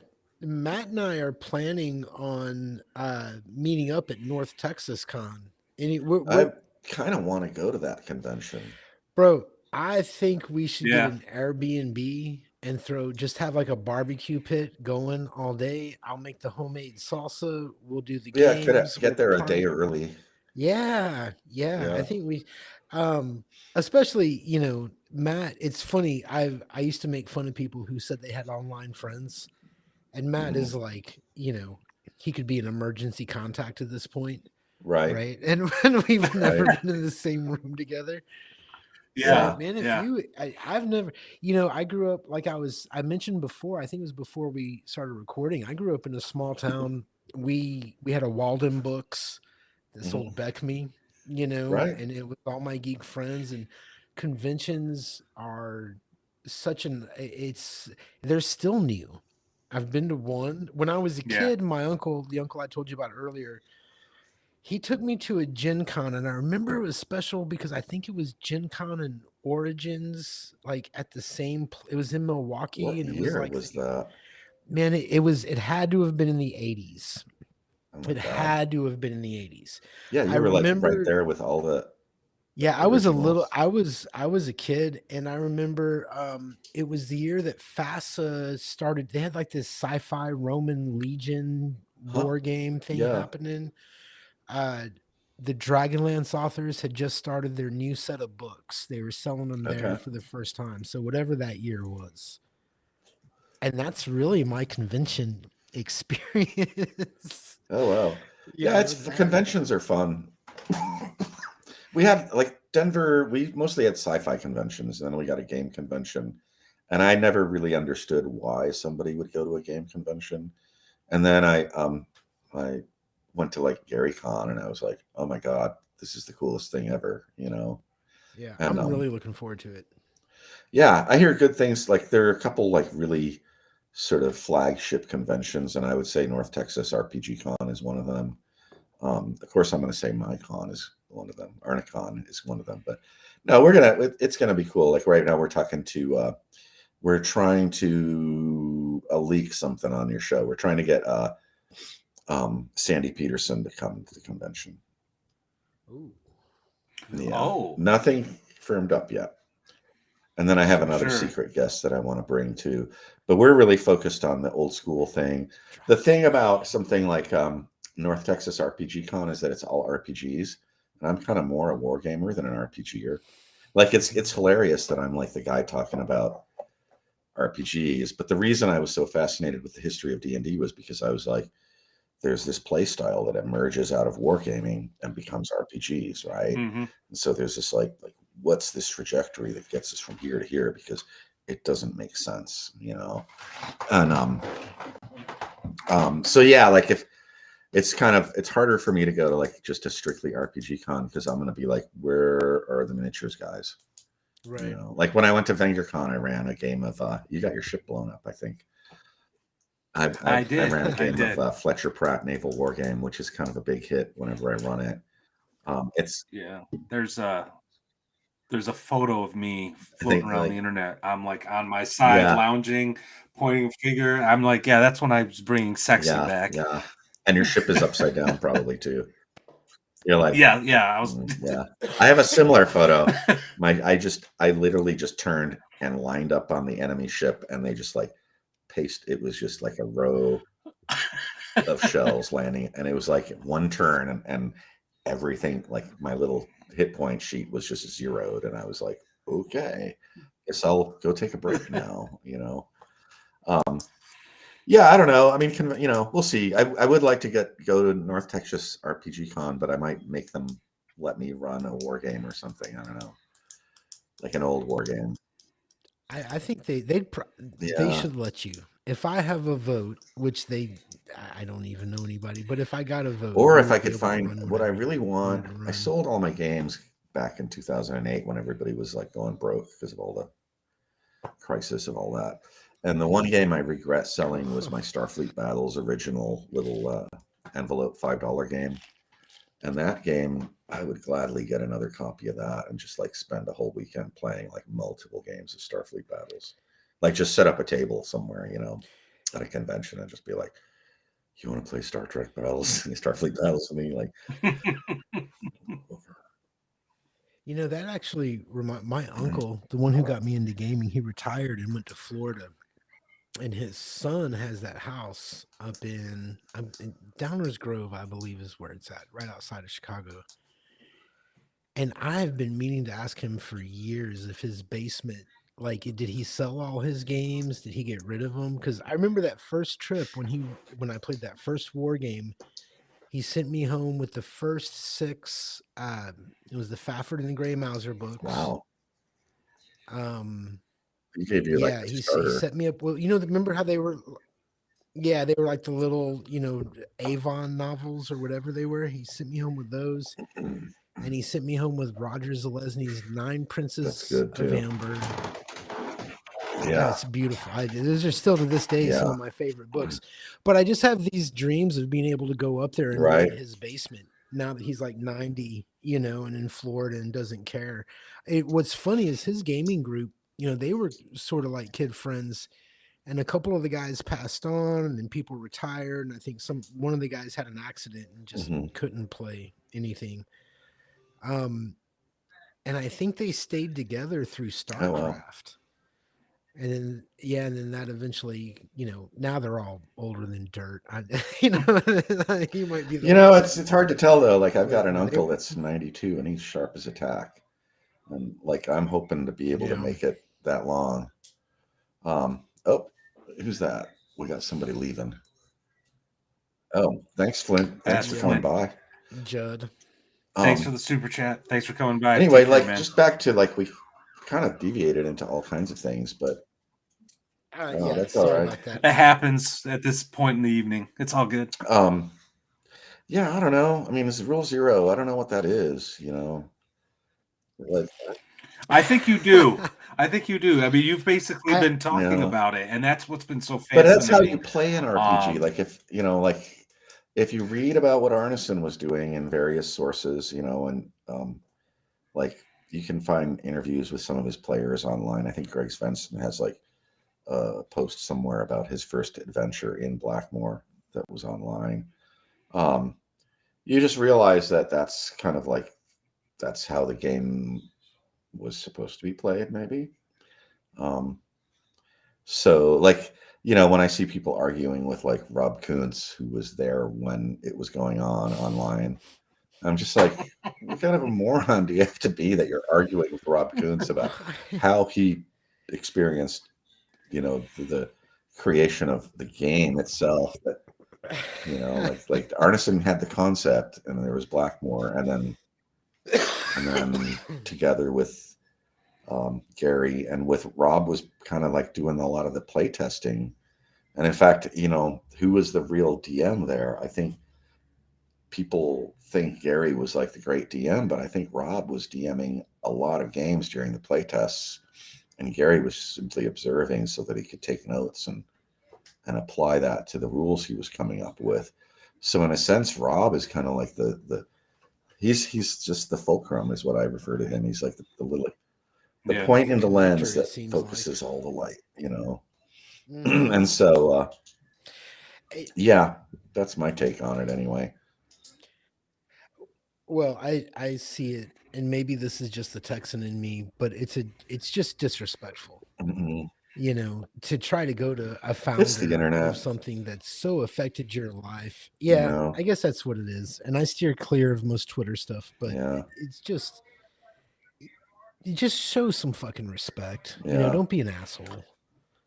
And even if you don't agree, with your elders, respect them. Walk yeah. away and show some Well, I think you have to respect. show people the respect that there's a lot of talk about like people being toxic and whatever, and it's like, well, if you don't behave in a manner that sort of demands respect in return, what do you expect? I mean, if you're going around Right. acting like an idiot, people are gonna. Because I've refrained from getting into fights on the internet now. And when I first got on Twitter, I was being attacked so much, and I would just be like, daily, like at war with somebody. And then I was like, you know what? I look like an idiot arguing with these people, and there's probably like half of them are probably 12 years old, and I'm arguing over elf games with them. So maybe I need to stop doing that. And so my Yeah. big thing is just like, Yeah. let's just focus. Like, I don't care what you do to have your fun when it comes to RPGs. Let's just focus on having a really good time with our RPGs. I will tell Yeah. you what I do, and you can, maybe try out some of the ideas that I've been coming up with. Like I've got my own YouTube channel, The Informal Game. All I do on that channel is it's just a problem solving channel. Like each video is just like, here's a problem that DMs run into, and here's how I deal with it. But like I look at the comments and I engage with the people in the comments. I'm not a diva. I'm going to talk to you. And people come up with like cool ideas in the comments. And they're like, oh, I had the same problem, but I did this other thing. It's like, Yeah, and that's the thing. Like I too have had my stint of spurging out online, and I'm trying not to, because as a friend of mine who I believe is still in the chat, Brian, he once asked, "Hey, do you remember when talking about RPGs was fun? Does it feel fun right now?" And it's like, you know what? It hasn't Yeah. felt fun in a while. So I'm just going to start. I'm going to try to distance myself from certain people, but and just focus on that. And you're right, when you don't have this whatever chip on your shoulder, whatever, and just engage with people, or looking at your content, or you're just having a conversation on Twitter, like Mhm. you learn things. Max Liao, he's got a stream that runs from 7 to 10 ish. The reason why I call this show The Second Watch is I don't want to compete with him, so I good started idea. after him. Yeah, but he's got a whole thing where he just has a panel, and they talk, and they don't always agree, and sometimes it doesn't get quite heated, but you get like this really nice back and forth. I've been on it a couple times. I'm going to be on it again in March. But that to me is how you learn the game. Yeah. And I liken it to the practice of law. Actually, they don't call it a formula, the legal formula, the legal process. It's a practice. You Right. graduate, Right. you know just enough, and as you do it, you get better, and you start getting deeper insight. Well, and you're debating the interpretation of law and the interpretation of precedent. Exactly. And the more you run games and the more you talk to game masters, you get that deeper understanding, and you get a better understanding of some of these tricks and tools and various other things. So to me, game mastery is a practice.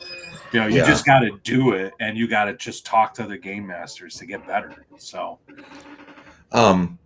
yeah, I don't know. I mean, it's funny because like, I wasn't sure what we were going to talk about tonight, like the Rule Zero thing. I just don't know. Like, I've been working on, I got this ready because I thought we were going to talk about DMing. So I was like, yeah, I've been working on this dungeon. Like, this is my dungeon that I've been working on. It's a new one, Now I feel bad. Oh, that's all right, but it's just like, I was like, this is how I do it. I just use anymore. I don't even use graph paper. I just get I have a little angle thing and a little ruler, and I pencil it in, and then I ink it a little bit. And I don't know. I'm just going sort of, I'm getting, it's weird. I've just done the opposite, like, well, where everybody was sort of in this trajectory toward like the corporate game, it seemed like, except for the OSR scene. I think it started around the time we started the documentary. I just started doing this reverse trajectory. And it was funny because and part of it was just like this whole idea of like the rules. You don't need rules to play these games, but you need some rules. And Right. so I kind of was like trying to find that sweet spot of like just enough so that it feels fair, but not so much that it feels like we're just rolling dice. Like we might as well play Parcheesi, right? But one of the things I discovered, I'm ranting, but I did this little campaign because I wanted to do something different. And so I set this campaign up where instead of playing Empire of the Petal Throne, I had a space station floating over the planet of Tecumel, which is the Empire of the Petal Throne planet. And I took original Dungeons and Dragons and I blended that with my homemade D20 system. And then I found a copy. I had sold my copy of Metamorphosis Alpha, so I bought one online as a PDF. So I blended Metamorphosis Alpha into that. So it's kind of like the Space Station Warden, only it's like this recreational satellite.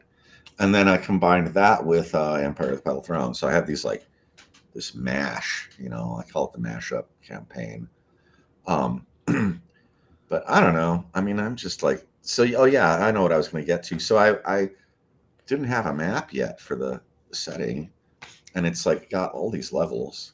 And so my players started on this level, and I just rolled out butcher paper. And as like they started up in the hills, which was actually a wall of this ship with this holographic sort of fake sky to make it look like nature. And so they're looking down, and so I would draw the landscape. And there was this city, but the city was like sort of modern, and it was built to look sort of like this spiral, like tornado in the middle of this lake, going up to the sky, up into the sky, into the clouds, and disappeared. And so they, as they would explore, I would just draw in more details. And so when we started doing Secrets of Blackmoor, I discovered that when Dave Arneson started Blackmoor, he would use butcher paper and just draw the maps on the table for his players on butcher paper.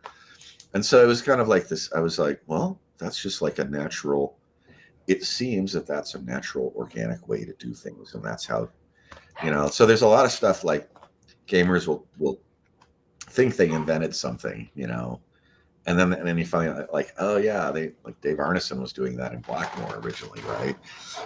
There's a lot of stuff like that processes, like even rules that people use, like, you'll talk to somebody, say, I do this. And it's like, oh, we've been doing that since, the 80s. It was the only thing we figured we could do.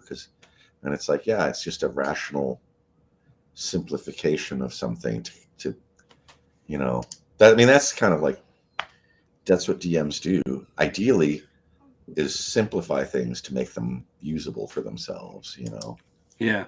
Do you find this game to be more analog than I guess modern or more tech heavy? Does that make sense? Yeah, I don't know. I mean, I just I've run people on Zoom. I'll run people on Zoom, and it feels like we're in person, like we feel like we're in person right now. Yeah, I don't know. I bought a start set for 5e, and I read it. And I remember I ran into a term, and I don't even remember what it was. I was like, what does this mean? So I started looking through the book. I read it cover to cover, just trying to find that term because I didn't understand what it meant. There was no explanation of like a term, like a game term that they had in their own book. And I couldn't figure out how to play it. I was like, this just doesn't make sense to me, And then a friend of ours ran us through some 5e, a game session in 5e, and it was pleasant, like I didn't have a problem with it. There's just like certain things that get too loaded up. It was the same, like I remember playing Pathfinder. I had fun, but it feels like a war game, and it's so heavily reliant on die rolls, and a lot of it is reliant on like observing things, and that's all based on wisdom. So basically, you got everybody running around with the wisdom of a cleric because they want to make sure they can perceive everything, and you're just rolling dice to perceive If all you're night not fighting, long. it's a perception roll. And then the funny thing was that we were with some gamers that weren't like, they were new to gaming, and so it's like one person in the group would be like, okay, I'm gonna search, I'm gonna search the room, or I want to see if I notice anything interesting, and so the DM would be like, okay, roll a perception roll, and suddenly half the table would be like, I'm rolling too, and so it was like, okay, if the one character has like a 70% chance of hitting that die roll, but now we've got like 3 other characters with a 50% chance of hitting that die roll, nothing will ever remain hidden here because the probabilities are just ridiculous of them. Somebody's going to succeed and be like, oh, there's a spider over there behind the blah, blah, blah. Don't go over there, Yeah, I don't know. It just didn't suit me. Like I had fun, but I'm a little bit of a number nerd, and when I start seeing probabilities being like a little too skewed, I'm just like, no. Um, Yep. Yeah, I'm a lot like you, I think, because I played third edition 3.5 Pathfinder, fourth and fifth. And when I found the OSR, like I just started looking backward to find some other way of doing this thing because it was too much of a uh, became too much of like a tabletop combat battle simulator and not an it didn't feel like an RPG. actual what I consider a role playing game. Yeah, and I'm with you. I don't think it really Yeah, felt like an RPG, but I was so loyal to the brand, I just kept buying the new edition. And I right. when I finally said this was a few years ago, Gary, I think was there when I said it. I was like, "That's it. I am done. I am done supporting this. This is just not for me." And I have just found so much great stuff in the OSR, and I Yeah, I love mean, yeah, the second wave of the OSR is really creative too. You got like Pundit doing his thing, Venger doing his thing, all these other guys doing various things. They're just different and Macris interesting. doing his Yeah, thing. yeah, just great stuff. Yeah, you got Man, Macris. You got yeah. I I mean, can't get over. there's almost too much stuff to. I'm so in love with Axe right I hear now. it's It's great. silly. I Like can't. I I don't can't. I don't know the system, but I hear it's great. It People is. love it. It's not. You'll hear. His games are very detailed, Right. right? Like there's not going to be a lot. You're not going to have to, as a judge, you are not going to have to make a lot of decisions. You're going to have to Okay. know the rules. And I think for a certain style of game, that's Yeah. perfect. Um but the one thing about his game that I think, and I need to play it because I need to get a Come game to going, Arnicon. is that Macris it is going to be seems at to be Arnicon. if only I could, dude. You I just get on wish. a plane, dude, Um, and just go.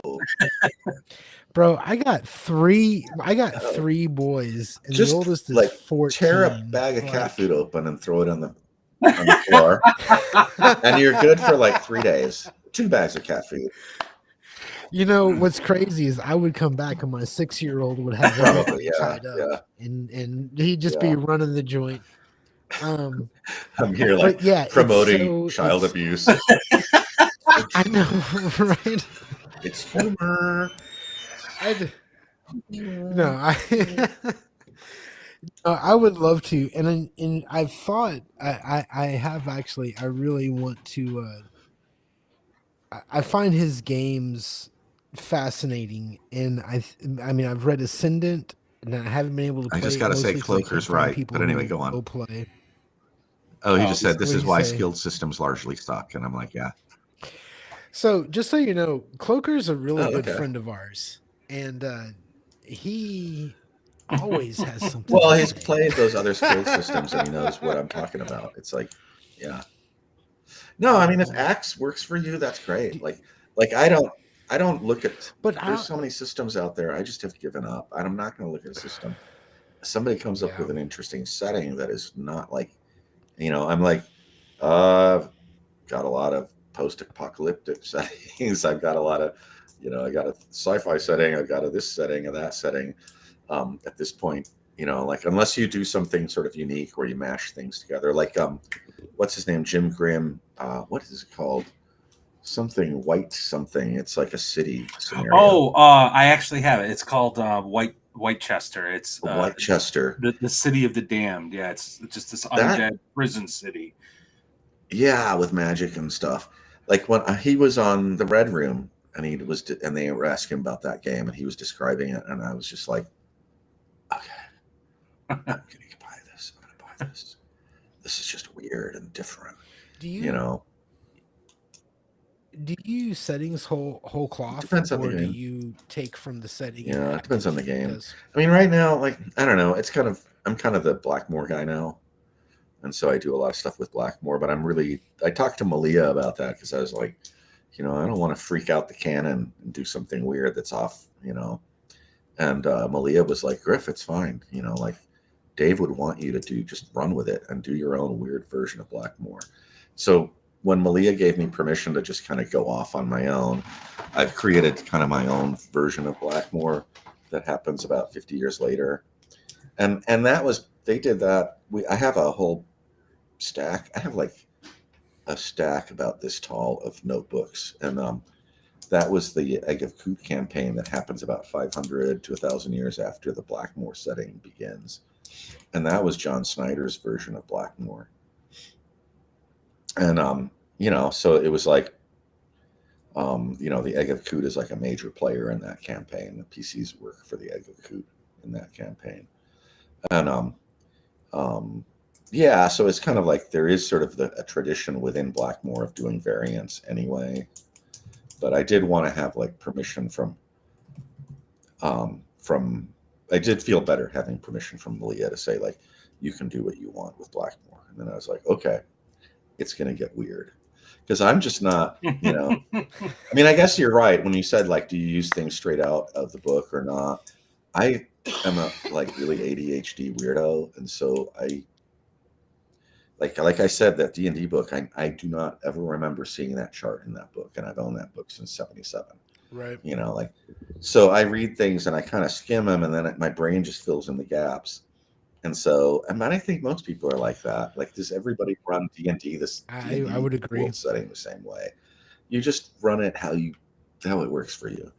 But I'm also like really into creating all my own lore and stuff, and so like my Blackmoor campaign is kind of centered around the idea of Blackmoor. Blackmoor is a planet in space. I mean, we know that it existed in John Snyder's space campaign as a planet. And people go there and like their technology starts to fail because it doesn't jive with the weird science of the magic in Blackmoor. And so they get stuck there, which you have like the city of the gods, and stuff like that. And so I just kind of established that there were like these two ancient races of elves there, and the one was the client race, or subservient to the other elf type race, and so they finally like were able to free themselves, and so they created this cataclysm, and and so there's like these ancient elves that supposedly are extinct, but there are rumors that maybe the queen and her retinue were frozen in a time capsule somewhere.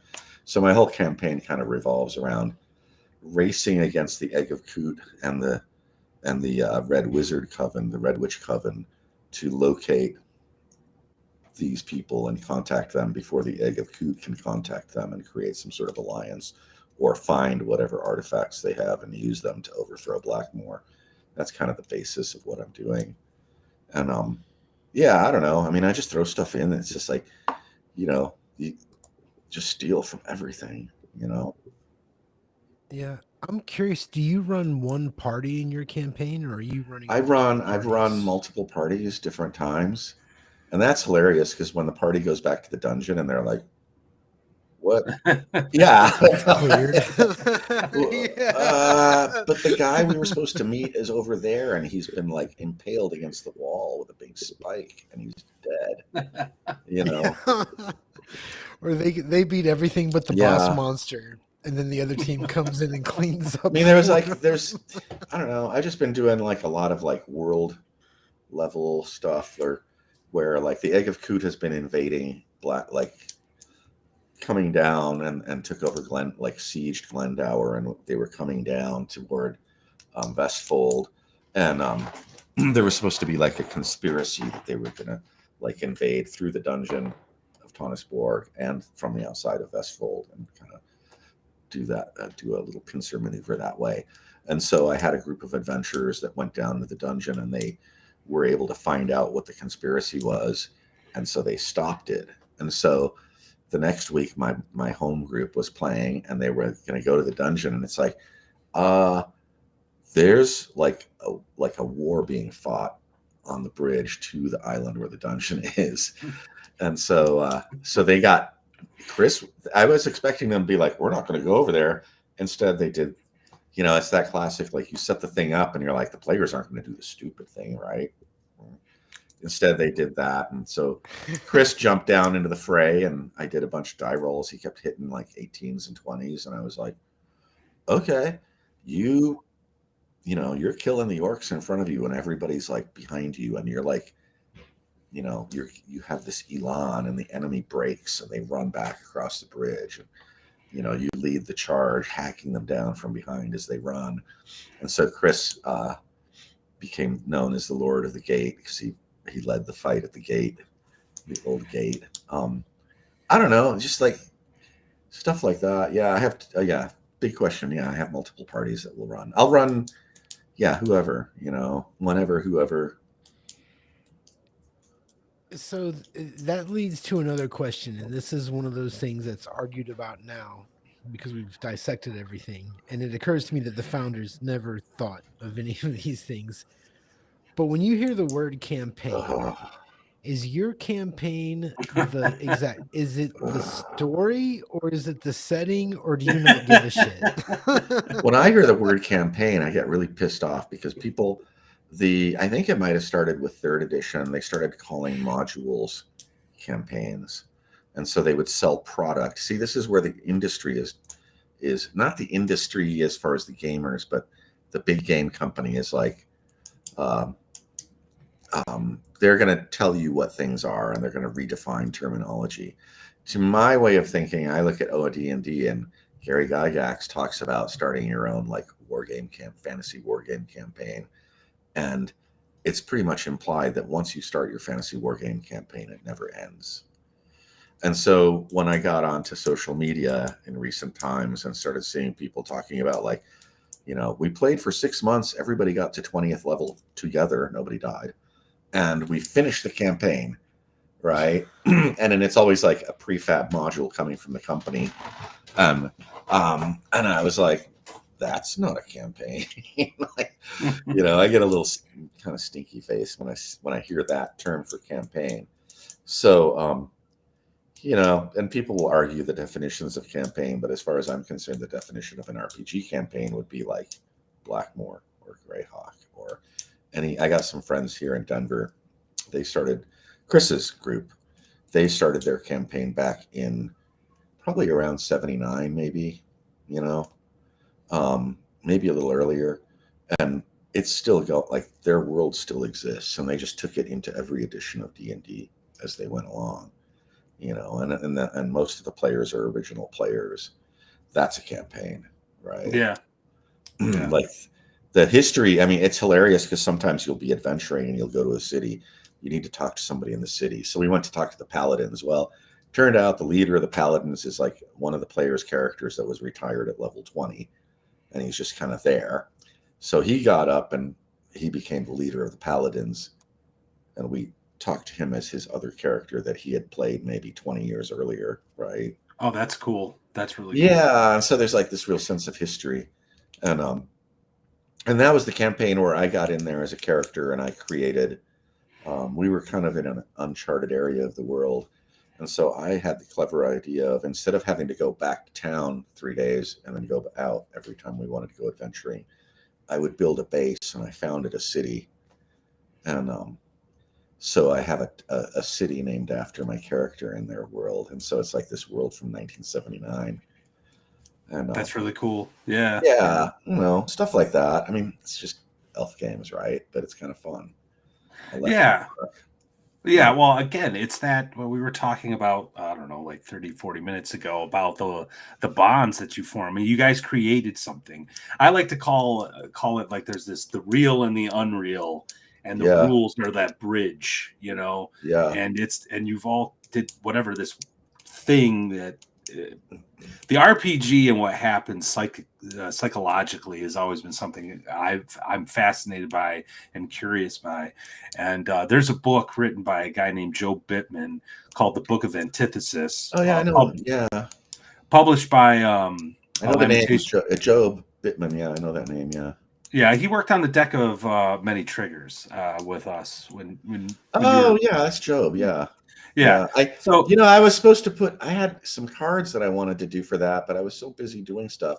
I never submitted. I mean, it was all in the chat. I described it in the chat, but they never the X card where you must solve for X. Like things are bad, but we don't know how offensive they are, so we should make them more offensive.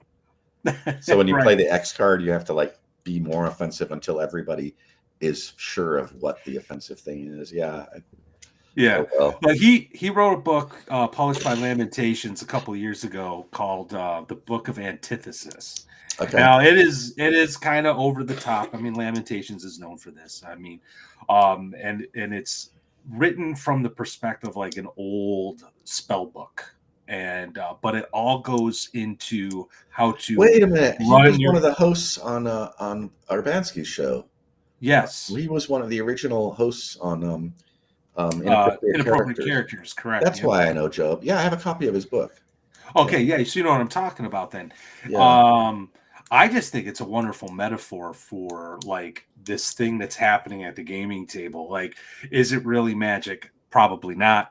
But like the ritualized aspect of the whole thing, the fact that players are coming forward with these characters that are like these things that they're these spirits that they're invoking, and then of course the game master is teleporting people to this other world. I think it's a great book. I think every game master should read it, frankly. Now, with that Now said, I need to go back through it because I got it and I just got people send me so much stuff now that I haven't read it, And yeah, I'm like, there is a what he calls a non-game or non-module in the back. It's like an anti-module. It's just like it's hard to explain, but the art in it is a little extreme. Gary, you wouldn't like it. There's a demon with an erect penis getting branded by a wizard. Um, yeah, so You know. but the book itself is just to me it's the closest thing that kind of grasps what's happening at the gaming table. that sounds like Yeah, it would go well with the Shadow Dark art. Like some people, if you're playing Shadow Dark, you might need to get Job's book too, mixed it together. maybe Maybe. I don't know. Anyway, go There's on. I'm interrupting you. There- You were no, going no, on. it's fine. No, Go ahead. I was just saying, like, I think, actually, I don't even know where I was going with this, other than to say that there really is like this, whatever's happening, and I think that help is where the bond is created. So I Yeah. think it is cool that you have some friends that have like and you got to participate in this thing that's been going on for 30 years. I'm actually kind of jealous. I mean, my longest campaign was 10 years. And that could have kept going, but people decided they didn't like each other, and then some of us went to college and stuff like that. So the friendship circle kind of died, but Yeah. I like to think of like my first campaign being just like the what I'm doing now is just a continuation of my very first campaign. It's like part of my world setting concept is that when the elves betray the other elves, they set off this thing that's kind of like a dirty bomb. It's kind of like a nuclear weapon, but also like a magic weapon all in one. And it creates this cataclysm which like rips through the foundation of every plane of existence.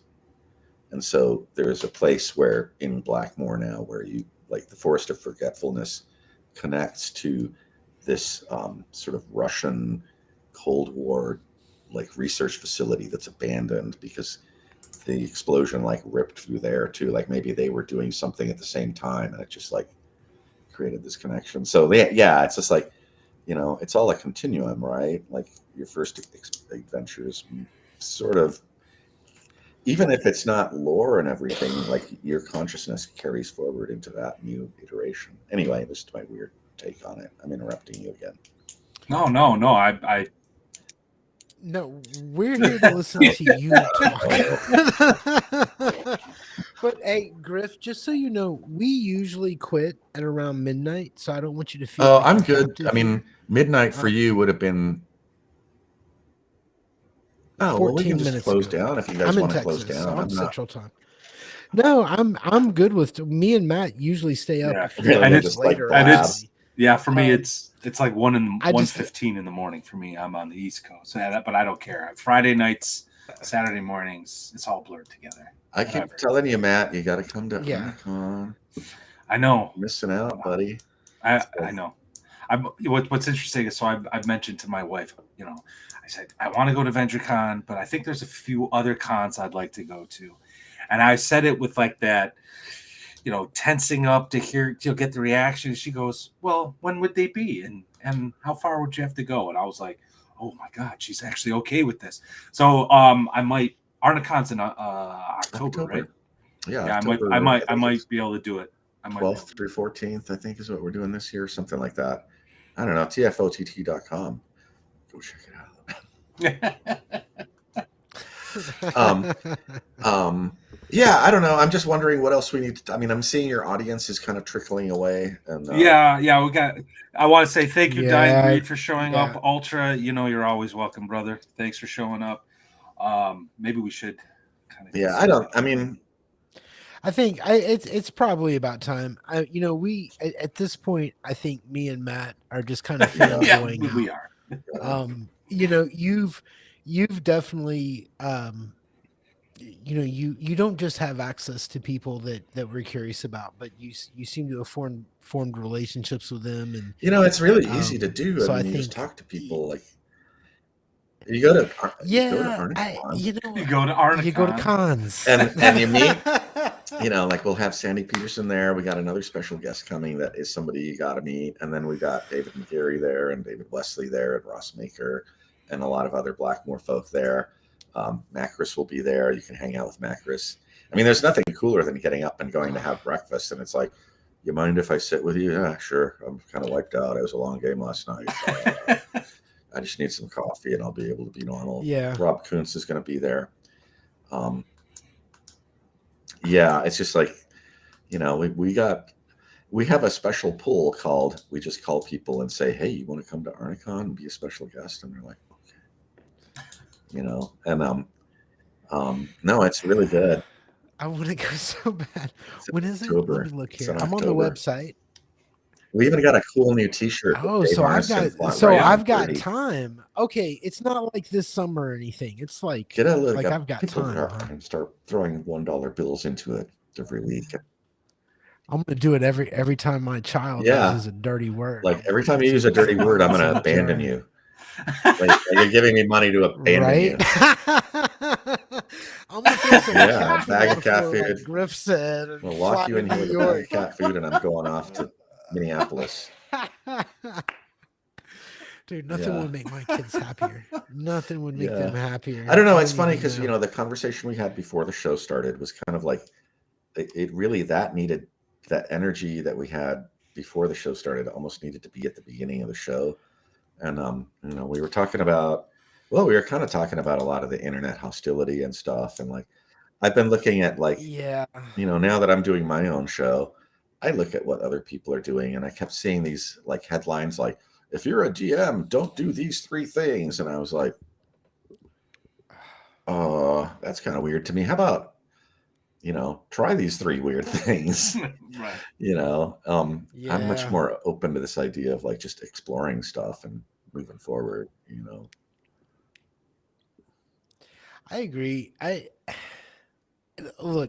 understand the guys that come off as assholes. From a gaming point of view, I kind of understand what they're getting at, but I don't understand this attitude of there is a right way and Right. a wrong way.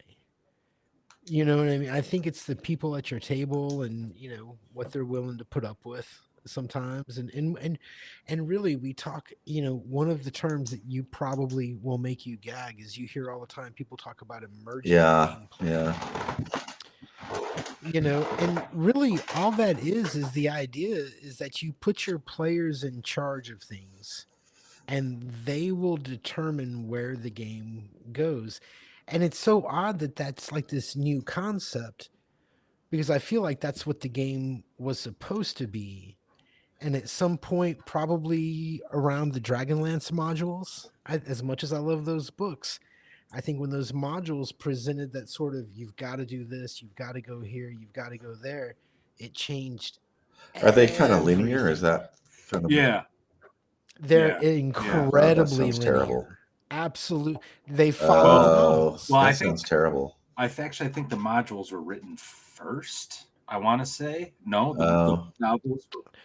My understanding is that it was a game being played that was turned into the books and then later turned into that's the right. modules to emulate the Yeah. novels. else. Yeah. I we got think. Cyrus I think saying that's that the my dirty words understanding. up there. Yeah, railroad, right? You know, Yeah, my whole thing on that is if everyone's on Good night, Cloaker.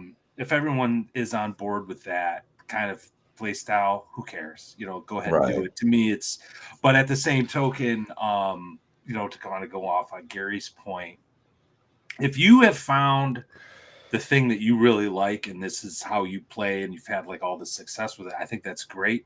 But don't confuse your subjective sort of reaction or subjective experience with some sort of objective reality, because what I've gotten out of all this, and this was sort of my hidden motive, was to like talk to you about what was going on at the time, what were they trying to do, and this whole rule zero concept to me is baked into the game. And it's not even just rule zero, it's a an attitude, an appreciation, a willingness to experiment and try things and be different and Yeah. sort of play to what the table needs and wants, and that's how I've always looked at it to some degree. You know, I've shifted on, you know, for a while I was Mr.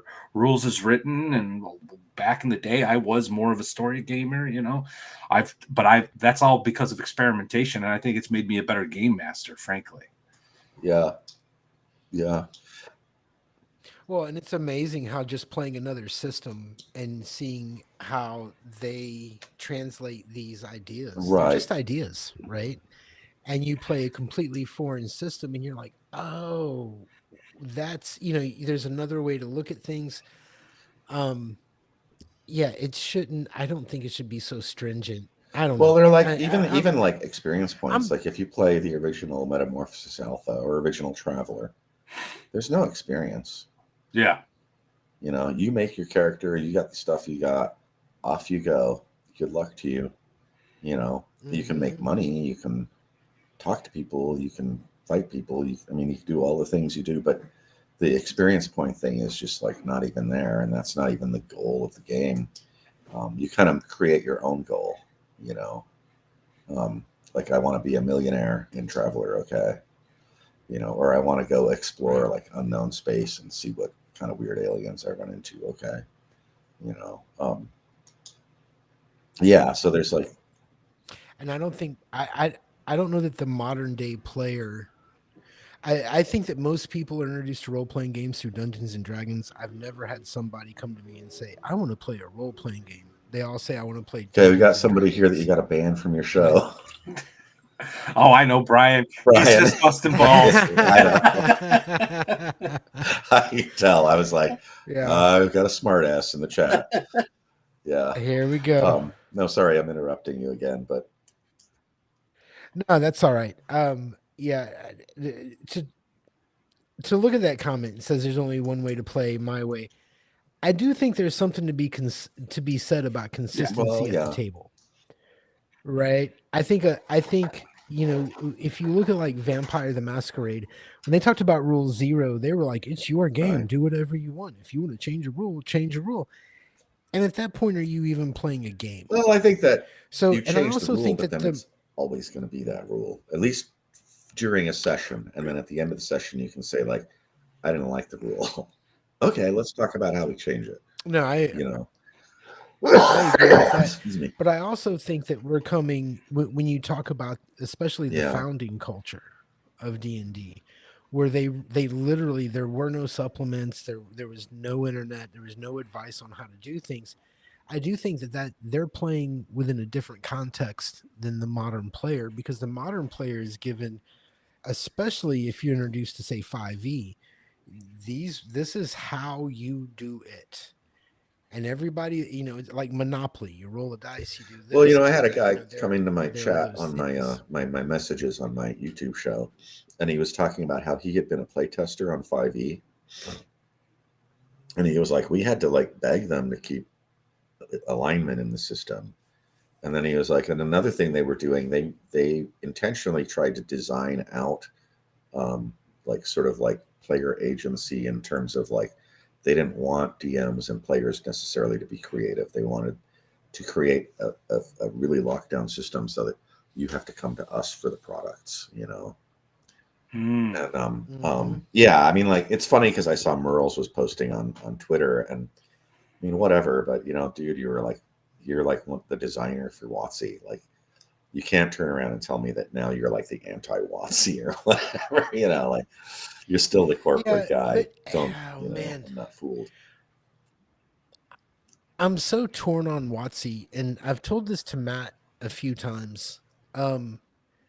I really like comic books, and I've been reading comics since I was a kid. And one of the things that I've always noticed is that as much as you want to see the independent companies come up and kind of take over the market, what I've noticed is that whenever Marvel and DC suck, the whole comic industry takes a hit, right? Like, people want to buy the Avengers, they want to buy Batman. And if Batman sucks for 3 years in a row, then all those great indie comics you have on the shelf, not a lot of people are going to see.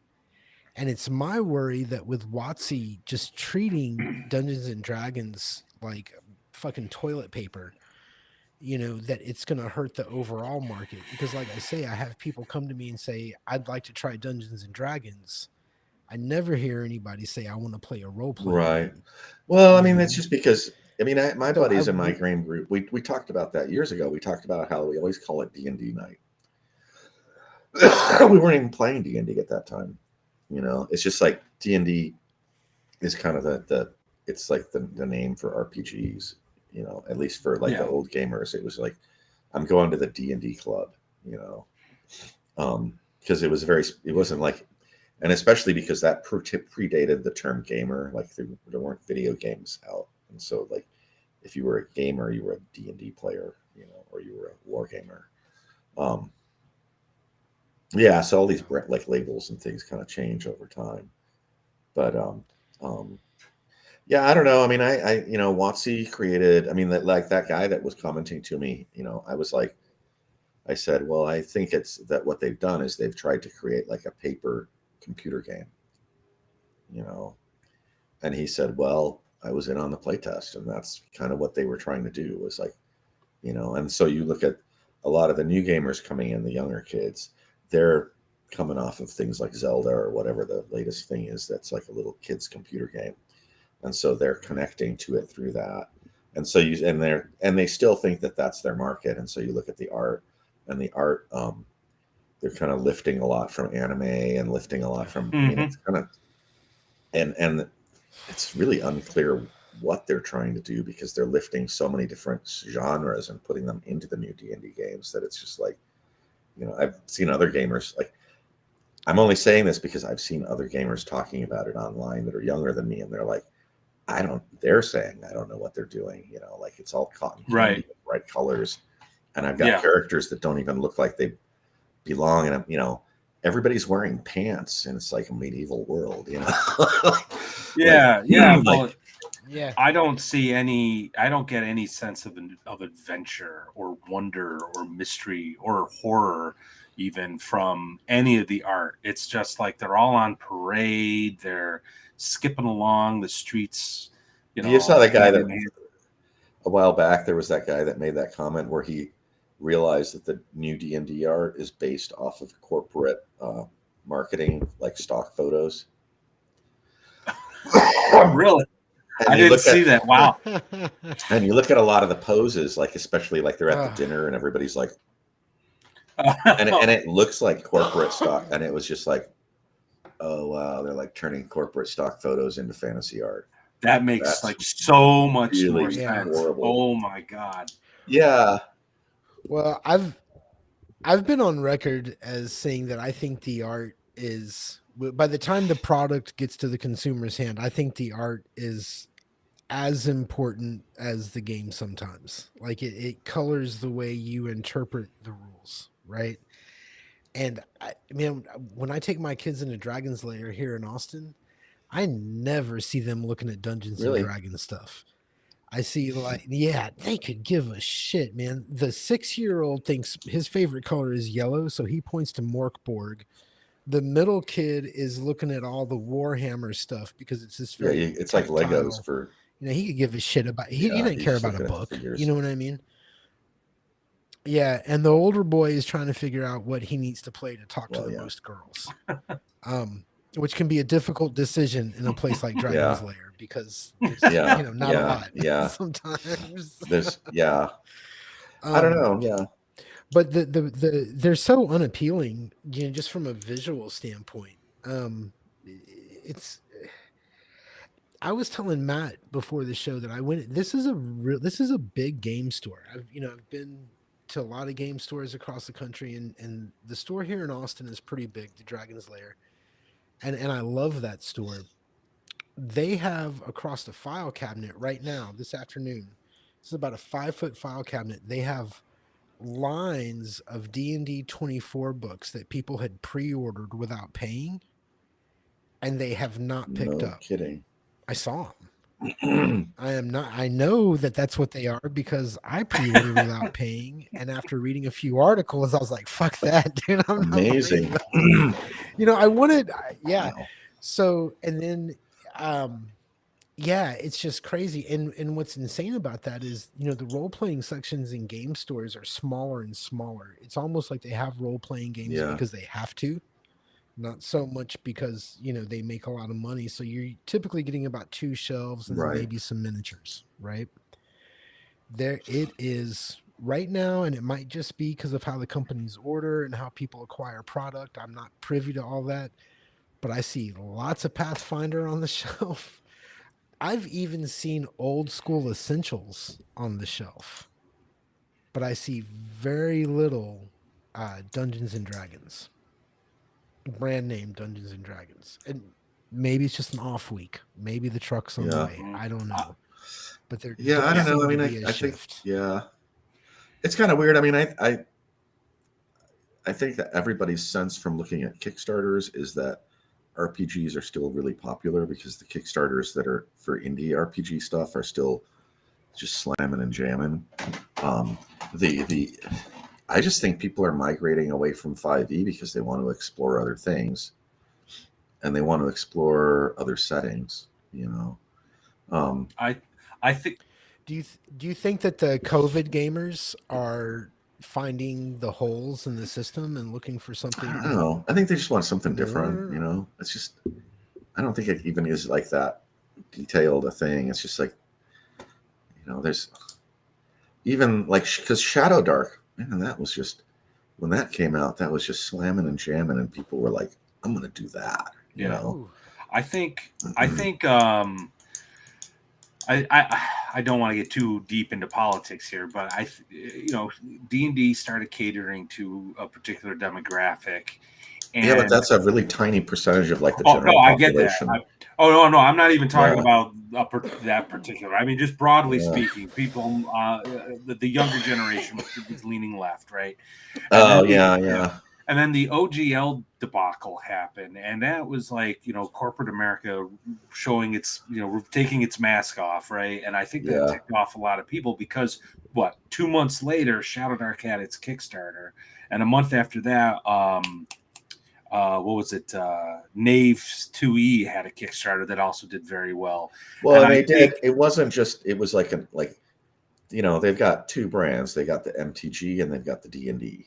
yeah, And they pissed off, or they had been doing things to piss off the Magic crowd, but yes, then they had the Pinkerton things happen, yep, and that was yeah, just like, are you Ooh, kidding yep. us? You sent like a bunch of thugs to some guy's house to get a bunch of boxes of cards back that you yeah, sent to him. He didn't, yeah, yeah, by yeah, accident, Yeah, he yeah, didn't. Yep. and yeah, so it's like they kind of like were pissing off a lot of gamers. I mean, it's just it's hard to get people to change products. Like toothpaste, people buy the toothpaste that they buy, and they don't yep, want to.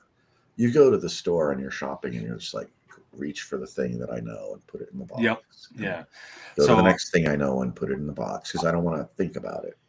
yeah. Right. I think what Gary said at the sort of the start of this conversation historically has been true. If WotC does well, everyone else is doing well. But I think there is an actual shift, and what I do think though, it's going to be hard for other companies to really break through and become the next big thing because I actually don't think there will be a next big thing. I think we'll just see WotC's cut of the pie shrink, and some of the other bigger names get a little bit, their slice gets a little bigger. You know what I Well, mean? like core gamers, like the hardcore gamers, even early on, when TSR kind of collapsed, they got market saturation, Yeah.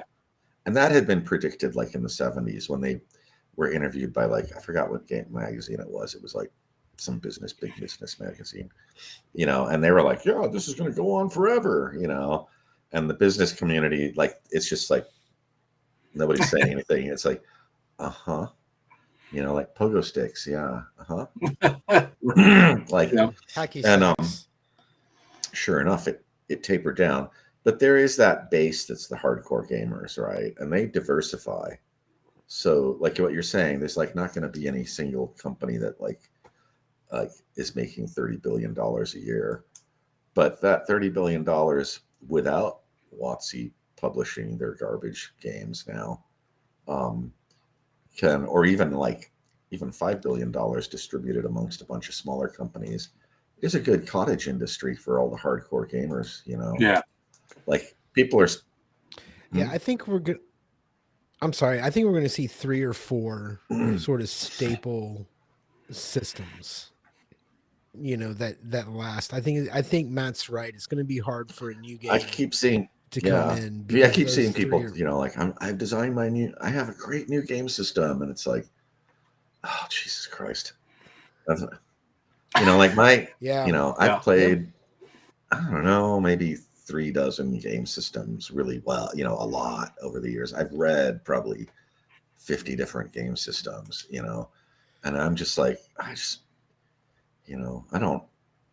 don't know. But I mean, it goes with what I was saying about changing brands, but which was what I was leading up to, though, was the idea of like when WotC pissed everybody off with the OGL thing, a lot of people went over to Pathfinder, right? And then, like you said, just then all these other games were like starting to boom, and people were like, cool, I don't have to support these jerks, And once somebody switches to a new brand, they're with that brand, for a while. And I don't know if there were some articles years ago about how Target does their marketing because they're like the leaders in like marketing, and there are certain stages in people's lives where they're vulnerable to changing product, and it's because their life is in turmoil. And so like if somebody is like about to have a baby, like they'll be like, oh, what's that brand? I'll try that. Like they like it's literally during like upheaval times and not good, or it doesn't matter if it's good or bad. They're about to get married, try a different brand. They're about to, or they're getting divorced, or somebody in the family dies. It's like, I need something new in my life, you know. And so WotC created that within their own brand and imploded their own brand. That's interesting. That's I mean, really I interesting. Yeah. conjecture, but there's some research that would support those ideas, And so, like for myself, I'm not really like what I want to put out there. I'm just like, I just want to make things that people can use with their other stuff, Like if you're looking for new ideas, here's the thing, you play Shadow Dark, you can use my dungeon with Shadow Dark. That's where the smart money is. I made a video, got me, I don't want to say in trouble, but people didn't appreciate it. But I did a video where I was like, we don't need any more retro clones. We don't. What we need are interesting supplements, interesting worlds. All due respect to Gillespie, because Dragon Slayer, people like Dragon Slayer, but when I saw what it was, I was like, I could have done this myself. It's just homebrewed BX. Right. Sorry, I'm not trying to be a jerk, but I'm not going to spend money on that. But I would have spent money on a reimagining, because in the game there's like a reimagining of some of the classic character classes. I would have bought that supplement, right? You know what I mean? But I do think if you are a creator, and this is kind of what I've been doing, I find a game that I like the Red Room stuff, or Lamentations of the Flame Princess, and I write for that. I've participated in some Shadow Dark game jams because I like Shadow Dark, and that's just how I'm going to do things. Now, I'm not. To me, this is a hobby. It's like a side gig. I'm not going to become wealthy doing this. I'm Right. no I know illusions. nobody's It's really become I wealthy know. doing this. But I sort of feel like that's the only way to really get seen, because if you're trying to create your own little fantasy heartbreaker, your new system, you're just going to get lost in the noise, And if you're doing, I mean, ultimately D&D was a solution to a problem, right? Like the game system is a solution to a problem. And early on you had like, when you got like maybe 10 game systems, oh, look at that, we got a friend. You got 9 other systems that are a solution to the same problem, and which is how to run an RPG game, how to have rules to make an RPG game work. And yeah, I agree with you. It's just like there's just too many. That's what I was saying. Like people send me a lot of stuff, and I'm just like, I don't know what to read. Like, and I'm going broke printing out PDFs because I can't read them on the screen. Like yeah. Every time I tell my wife, I'm like, Sabrina, we need to buy a printer. She's like, how old are you, Mr. Lewis? I married someone younger than me. She's like, nobody owns a printer. Yeah, you need a printer. I want.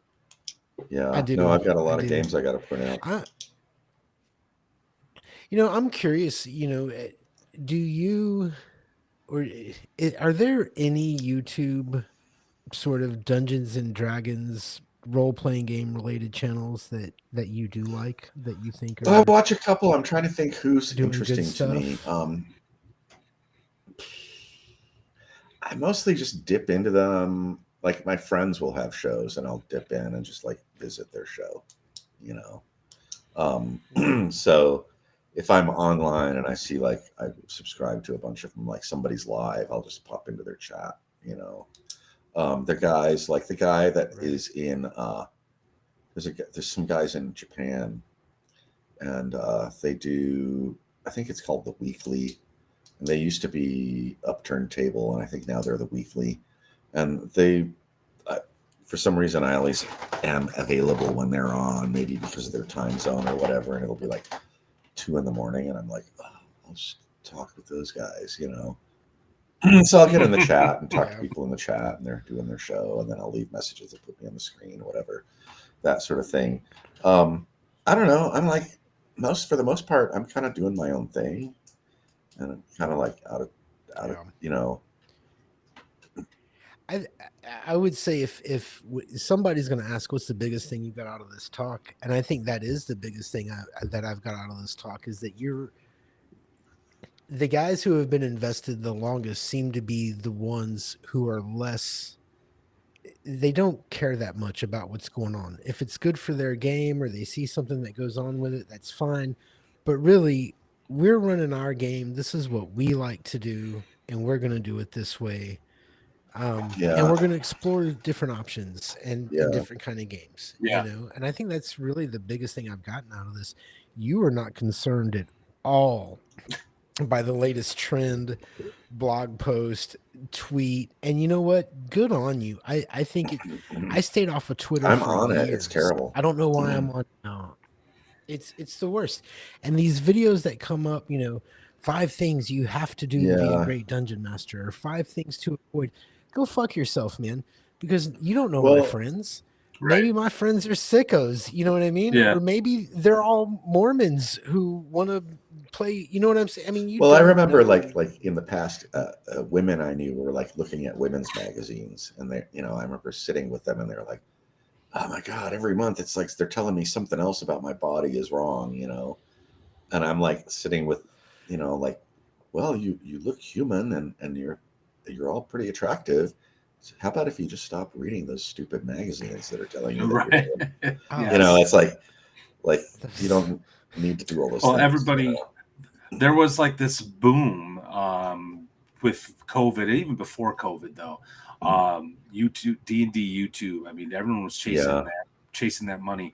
My son, he's that dollar, my son, he's artistic. He likes games, RPGs a little bit. I've been trying to introduce him, and he found this one guy who was really good at drawing land maps. So my son Ben, was all into him, and he'd show me the maps he was drawing using the techniques. So I'm listening to him, and the guy's like running out of ideas. So he's like, well, I've been playing D&D for the past 2 years. I'm going to teach you how to be a game master. I'd like turn that off. You're not allowed to watch that guy. Oh my He's only been playing. He's a God. dungeon master in 2 years. Get out of here. So come play with Dad. We're gonna play some Shadow Dark. Come on. Yeah. So Well, that's Oh, you were making me think of something. Oh no, it's just with the shows. Yeah, I don't know. well, it's Everybody's also got.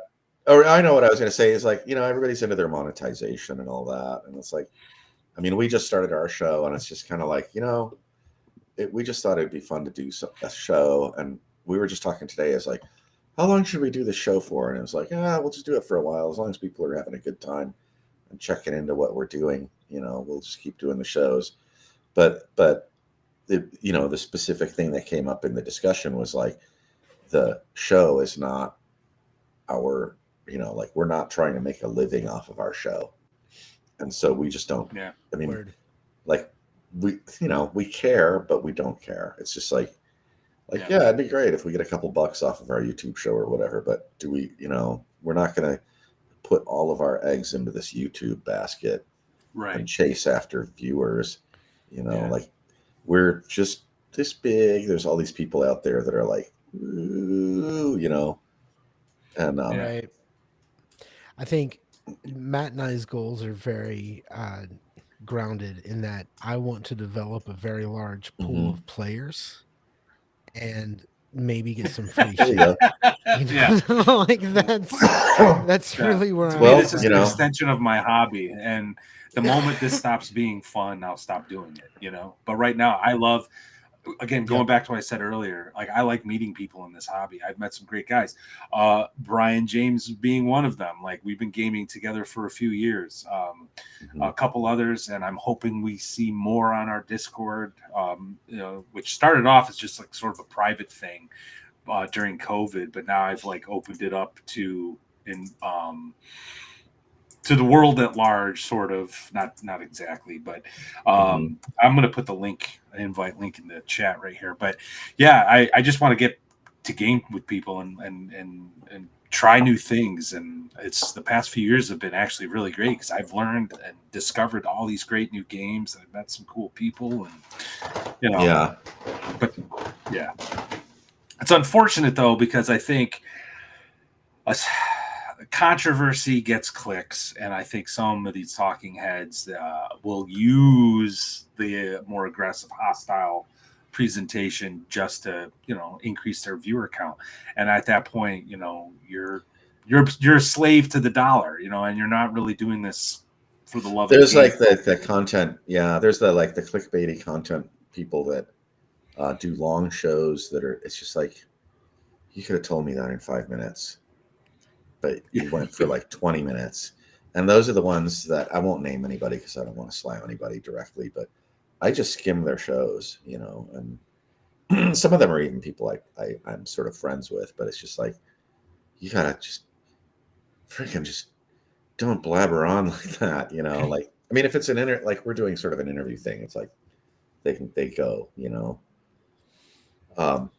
but a lot of times that's why with the format for our show is like we just cut the chip, like it just cuts in places and goes on to the next thing because it's just like if we're more than about 14, I've got a couple that are like coming up on 14 and 17 minutes for the next few, but I need to keep them short because I'm just like, I know how I am on YouTube, and if I see the thing says 20 minutes, I start skimming. Just give me the. But there are a lot of shows that just don't ever get to the point. But speaking of not getting to the point, maybe we should call it a night here, huh? I was actually just texting Matt. I can't thank you enough for your time. This has been awesome. Griff, thank you so much, man. This has been great. Yeah, I'm just like I said, I hope I wasn't too boring at the end here. I'm like, no, anybody sticking around this long, they're like hanging on, and like they want to be here. Yeah. So, it's like that guy closing down the bar. There's nowhere else he wants to be. So that's true. Yeah. Well, and Friday night. And we also tend to Gary and I are very informal. We have a couple topics and we just start talking, and eventually the conversation changes and deviates and stuff like that. Yeah. Towards the end of the night, we had to. I always ask Matt, "What was the title of this episode?" Well, yeah, we were supposed to start on. Yeah. All right. Well, let's just do it. And Cool. Well, thanks a call lot, it Griff. good. I appreciate it, man. This was Yeah. great. I hope people enjoyed the show. I hope people enjoy gaming. Just do your own thing, man. Yeah. Well, there you go. You heard it from Griff. That's all you needed. That's the secret of Blackmoor right there. Yeah. All right. I am going to go to our outro. We have a special outro, and then we will end the stream. Everyone, thanks for joining us. Thank you for the super chats, the whole 9. We'll be back next week. I don't know what we're going to talk about, but we'll figure it out. Thanks again, everyone.